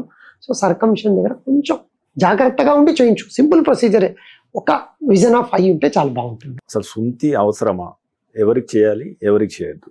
కొన్ని వర్గాల్లో కంపల్సరీ చేస్తారు, అది కొన్ని వర్గాలకే పరిమితం అని చెప్పేసి కొంతమంది అంటారు. అసలు దీనిలో ఆరోగ్యానికి సంబంధించిన అంశం ఏంటి? యూజువల్గా చాలామంది మీరు అన్నట్టు ఆ వర్గము ముస్లిం కమ్యూనిటీ వాళ్ళు ఎప్పటి నుంచో, ఇప్పుడు కాదు ఎప్పటి నుంచో వాళ్ళు చిన్న వయసులోనే సూంతి అనేది చేస్తూ ఉంటారు. నేను ఎప్పుడు ఏమంటా అంటే, ఒక కమ్యూనిటీ, అంత పెద్ద కమ్యూనిటీ వరల్లో ఒక ప్రొసీజర్ ఏదైనా చెయ్యాలి అని చెప్పారు అంటే మోస్ట్ ఆఫ్ ది కేసెస్లో చాలా లాభం ఉంటేనే చెప్పింటారు, అందులో ఎటువంటి అనుమానం లేదు. దాన్ని మనం సైంటిఫికల్గా చూద్దాం, అది కరెక్టా కాదా వాళ్ళు చేసేది కూడా చూద్దాం. యూజువల్గా ఎప్పుడైతే సూంతి చేస్తారో ఈ గ్లాన్స్ అనేది దాని మీద ఉండే స్కిన్ ఉండదు, అంటే అది ఎక్స్పోజ్ అవుతూ ఉంటుంది జనరల్గా. అప్పుడు ఏమవుతుంది, సెన్సిటివ్నెస్ అనేది ఉండదు. సెన్సిటివ్ టచ్ చేస్తేనే ఎగురుతూ ఉంటారు కొంతమంది, ఏం సార్ ఇంత జల్లరింత ఉంది. ఆ సెన్సిటివ్నెస్ పోయి సెక్షువల్ టైమింగ్ కూడా రిలేటివ్గా ఇది 20% అబ్బాయిల్లో ఉంటుంది. సెన్సిటివ్నెస్ తగ్గింది సార్, ఎక్కువసేపు చేయగలుగుతున్నా, ఎస్. నెంబర్ 2, ఆ చర్మం ఉండడం వల్ల 1-2 డ్రాప్స్ ఆఫ్ యూరిన్ లోపల ఉండిపోయి నువ్వు సరిగా క్లీన్ చేయకపోవడం వల్ల యూరినరీ ట్రాక్ట్ ఇన్ఫెక్షన్స్ వస్తూ ఉంటాయి. ఆ తర్వాత ఆ స్కిన్కి దానికి మధ్యలో అడేషన్స్, స్మెగ్మా, ఇన్ఫెక్టెడ్ మెటీరియల్ అంతా ఉండిపోయి కొందరికి స్మాల్ స్టోన్స్ కూడా ఏర్పడుతూ ఉంటాయి. సో కాబట్టి ఇటువంటి వాళ్ళకు కూడా సూంతి మంచిది. సో నెంబర్ 3, షుగర్ వచ్చింది అనుకోండి, కొందరిలో ఫస్ట్ సైన్ ఆఫ్ షుగరు దీంట్లో ఉంటుంది. సార్ మీరు ఎప్పుడో వీడియో చెప్పారు, చూసాం సార్, మీ దగ్గరికి రాకుండా కూడా నేను HbA1c చెక్ చేయించుకున్నాను, షుగర్ ఉంది సార్. సో ఫ్యూచర్లో షుగర్ వచ్చే వాళ్ళకు కూడా ముందే సూంతి చేసింటే ఈ క్రాక్స్ కానీ టైట్నెస్ కానీ ఉండకుండా హెల్ప్ అవుతుంది. 4వది, స్కిన్ కింద ఏదో వాడి బ్యాడ్ లక్కు పెనిస్ క్యాన్సర్ వచ్చింది అనుకోండి, మనం మామూలు ఏదో డస్ట్లే లేదా స్మెగ్మా సార్ చెప్పాడు కదా అనుకుంటాం. అది చిన్న గ్రోత్ ఒక స్టేజ్ వచ్చిన తర్వాత ఏందమ్మా ఇది ఎప్పటి నుంచి ఉందంటే మామూలు అనుకున్నాను సార్. అదే మీకు ఆ స్కిన్ లేదనుకోండి, ఒకవేళ ఏదైనా చిన్నది వచ్చినా సార్ ఏదో గుల్లలాగా వచ్చింది చూడండి అంటే rate of detection of abnormalities చక్కగా ఇంక్రీజ్ అవుతాయి. సో కానీ అట్లని ప్రతి ఒక్కరు సూంతి చేయించుకుంటే మంచిదా సార్? నో, అట్లా కాదు. స్కిన్ చాలా టైట్ ఉంది, ఎప్పుడు తెలుస్తుంది? మీరు యూరిన్ పోసేటప్పుడు సార్ చిన్న బెలూన్ లెక్క వస్తుంది సార్ మా పిల్లవాడికి, ఏమన్నా ఇది ప్రాబ్లమా సార్? స్కిన్ కూడా ట్రై చేసినాం సార్ ఇంట్లో, వీడికి రావట్లేదు సార్, నేను చెక్ చేసుకున్నాను మా వాడికి చూస్తే రావట్లేదు. టైట్ స్కిన్, ఫైమోసిస్ అంటారు ఆ అబ్బాయి. నెంబర్ 1. నెంబర్ 2, సార్ మామూలుగా ఉన్నప్పుడు స్కిన్ ఫ్రీ మూమెంట్ ఉంది సార్, అందం గట్టి పడినప్పుడు మాత్రం సార్ కొంచెం వస్తుంది, ఇంకా ఆగిపోతుంది సార్, ఇక్కడ ఒక 1 సెంటీమీటరే వస్తుంది. నార్మల్గా బాగుంది కదా సార్, నార్మల్గా ఉన్నప్పుడు బాగుంటుంది సార్. నాకు హస్తప్రయోగం అప్పుడు ఎప్పుడన్నా వెనిక్ అని చూసినప్పుడు కొంచెం వచ్చాయి చూసారు, హస్తప్రయోగం దీనికి కూడా పనికి వచ్చింది అంటే వాడు హస్తప్రయోగం చేయడం వల్లేగా ఇది తెలిసింది. సో ఇక్కడ ఆగిపోయింది, ఆ అబ్బాయి కూడా చేయాలి. 3rd గ్రూప్ సార్, ఎప్పుడు సెక్షువల్ ఎక్స్పోజర్ లేదు సార్. ఫస్ట్ నైట్ సడన్గా నేను ఇన్వాల్వ్ అయ్యాను మా పార్ట్నర్తో, నాకు చాలా పెయిన్ వచ్చి స్కిన్ వెనిక్ వచ్చి ఇక్కడ స్టక్ అయిపోయింది సార్, పారాఫైమోసిస్. సో చాలా టైట్, నేను అది చేసి ఆయిల్ వేసి చాలా ఇబ్బంది పడ్డాను. సో ఇలా పారా టైట్ వచ్చి ఫస్ట్ టైం సెక్స్లో పాల్గొన్నప్పుడు అవతల పార్ట్నర్ ఇన్వాల్వ్ మజిల్ పట్టేస్తాయి, అప్పుడు కూడా స్కిన్ టైట్ అయిపోయి ఇబ్బంది వాళ్ళకు కూడా అవసరం. 4వది ఇందాక చెప్పిన షుగర్. సో ఖచ్చితంగా ఈ ప్రాబ్లం ఉన్నప్పుడు సర్కంషన్ సూంతి ఖచ్చితంగా అవసరమే.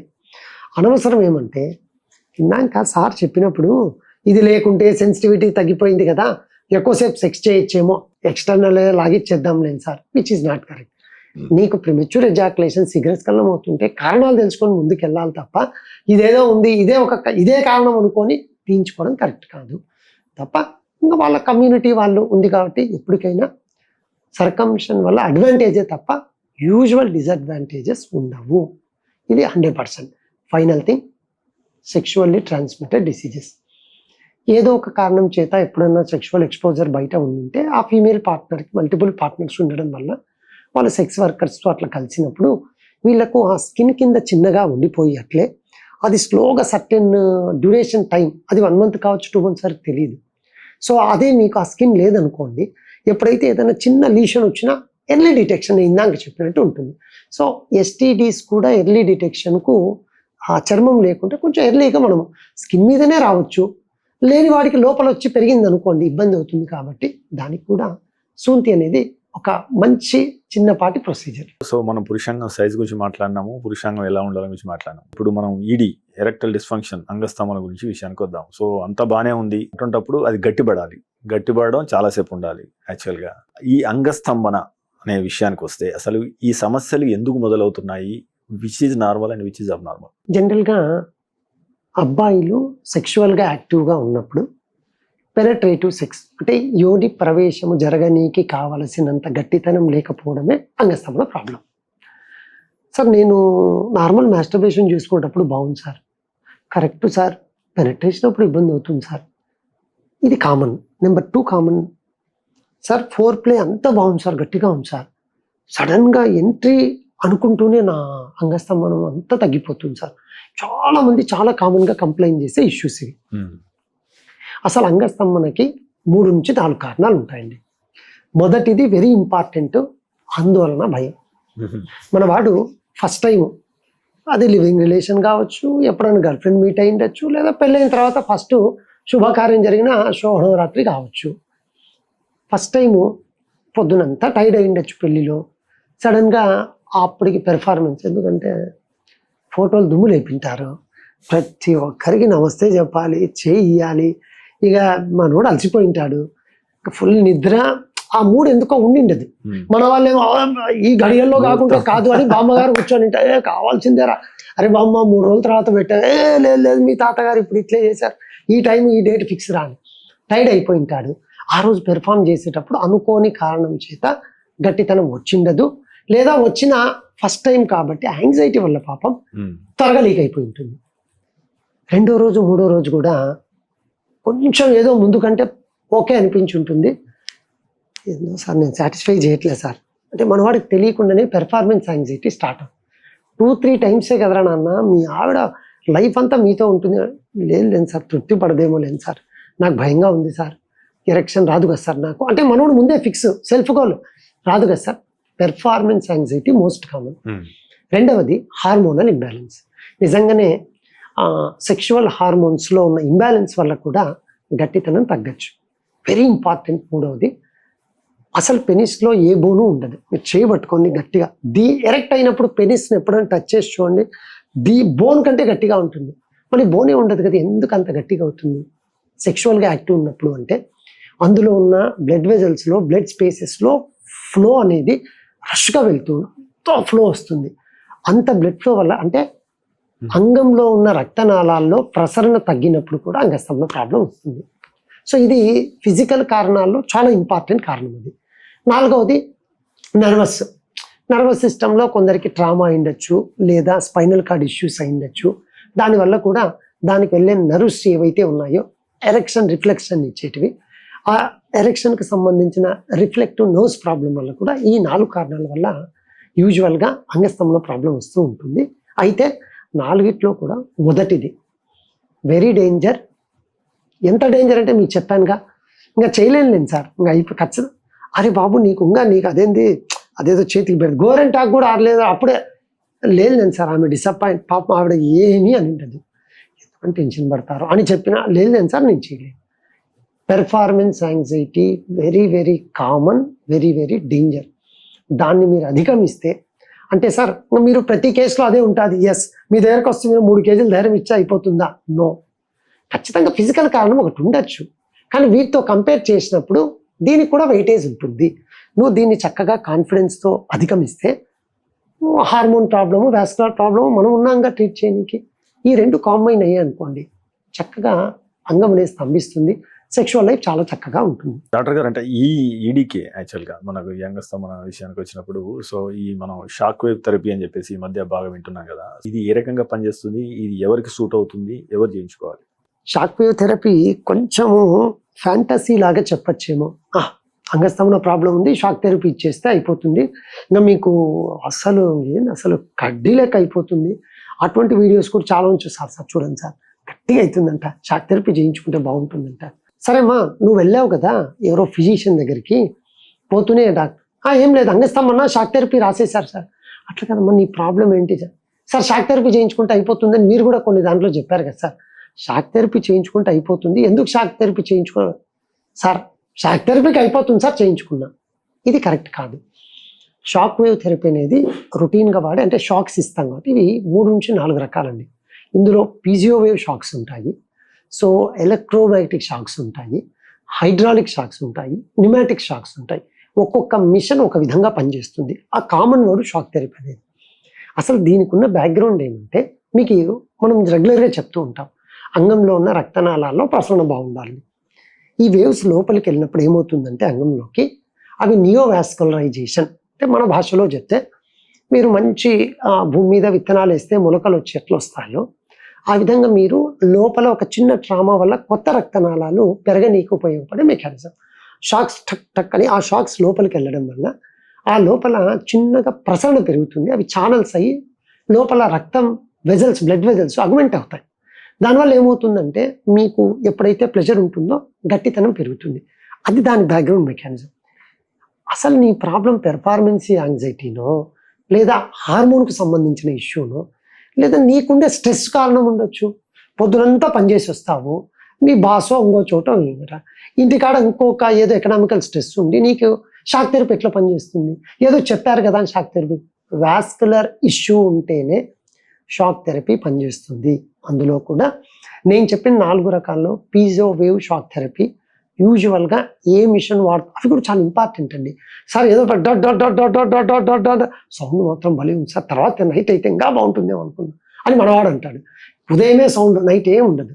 ఏమంటే అసలు ఆ మిషన్లో ఏ వేవ్స్ ఏదో సౌండ్ వస్తుంది సార్, పెట్టించేసుకున్నాం. ఏ కంపెనీ షాక్ వేవ్ థెరపీకి సంబంధించిన మిషన్ వాడుతున్నారు అవి కూడా చాలా ఇంపార్టెంట్ అండి. అవి చూసుకొని ముందుకు వెళ్ళాలి తప్ప ఏదో చెప్పారు కదా షాక్ వేవ్ ఇస్తే అయిపోతుంది అనేది కరెక్ట్ కాదు.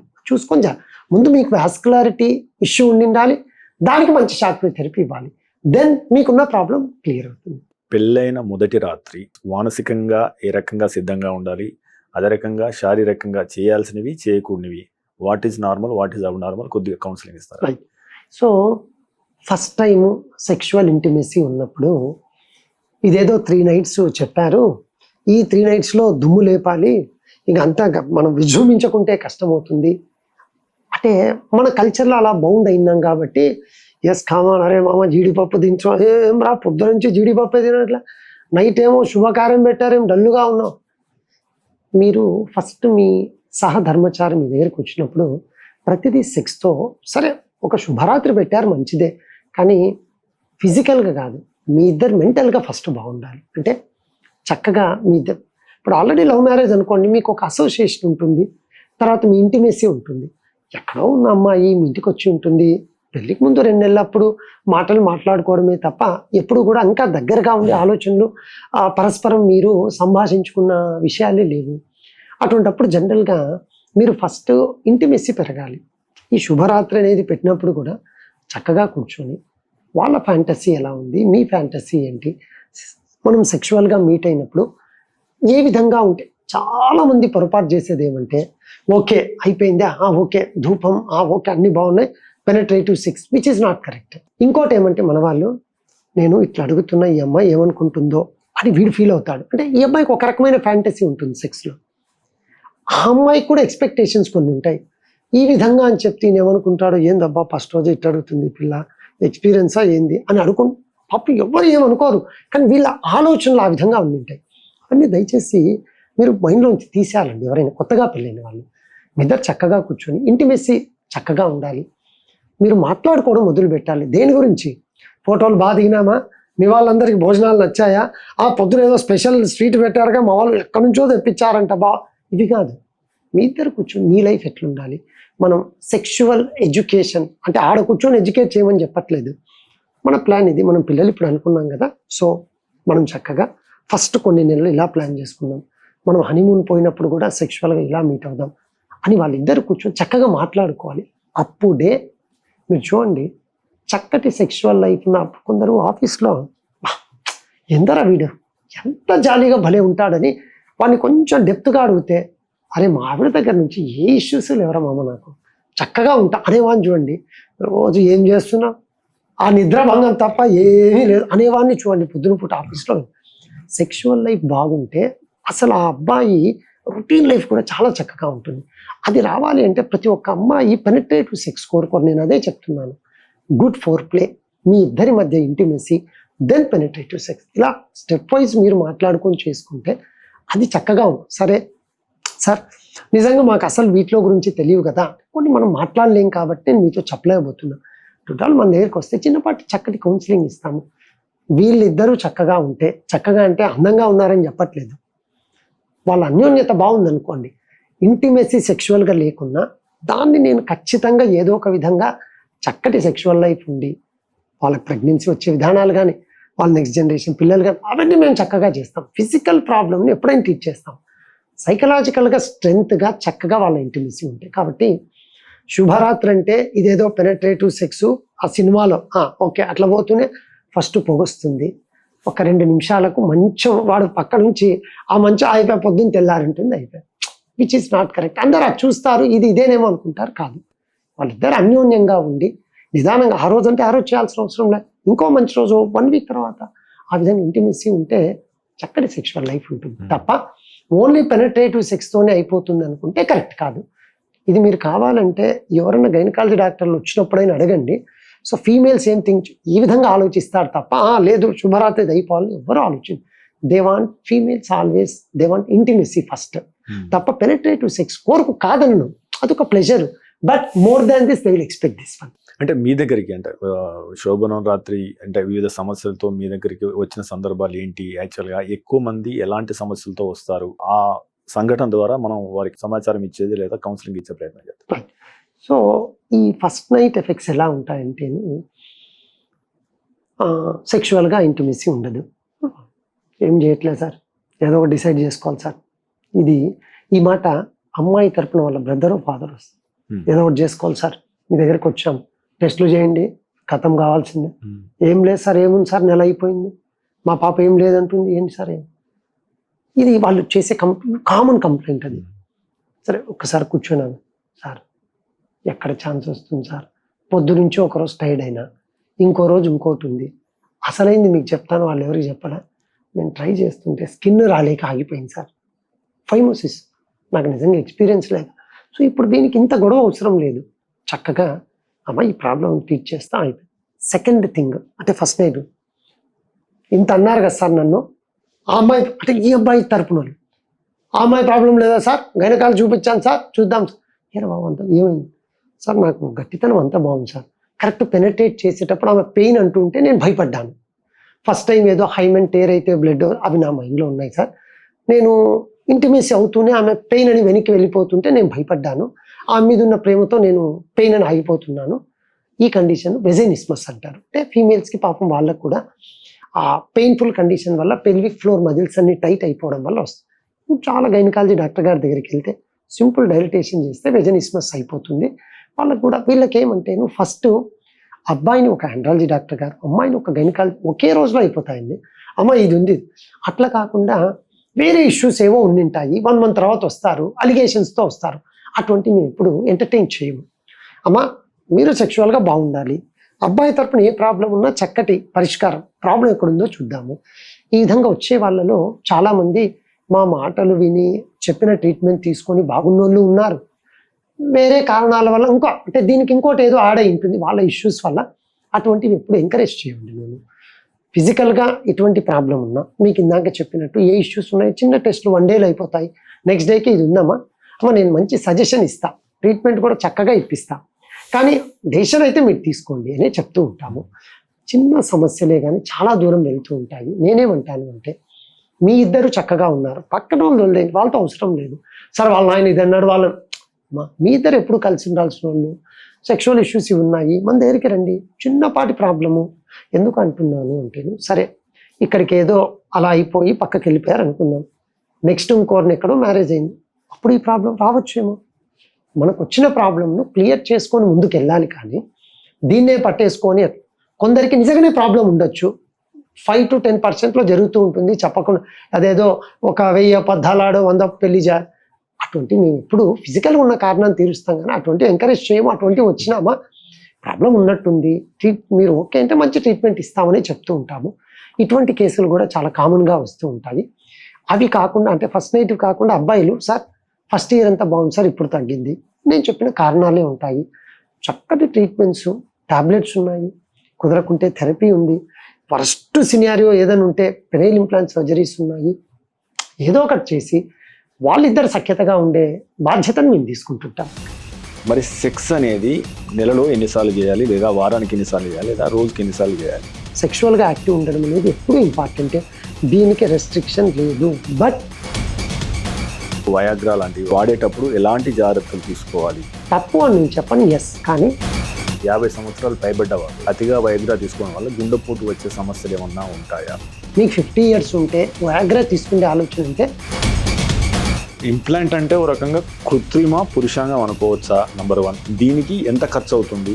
మీకు ఎప్పుడైతే అంగం సెక్స్లో పాల్గొన్నప్పుడు గట్టిగా లేదని అనుకుంటున్నారో, ఫ్రూట్స్ విషయంలో సెక్స్ సామర్థ్యాన్ని పెంచే ఫ్రూట్స్ ఏమున్నాయి? యూజువల్గా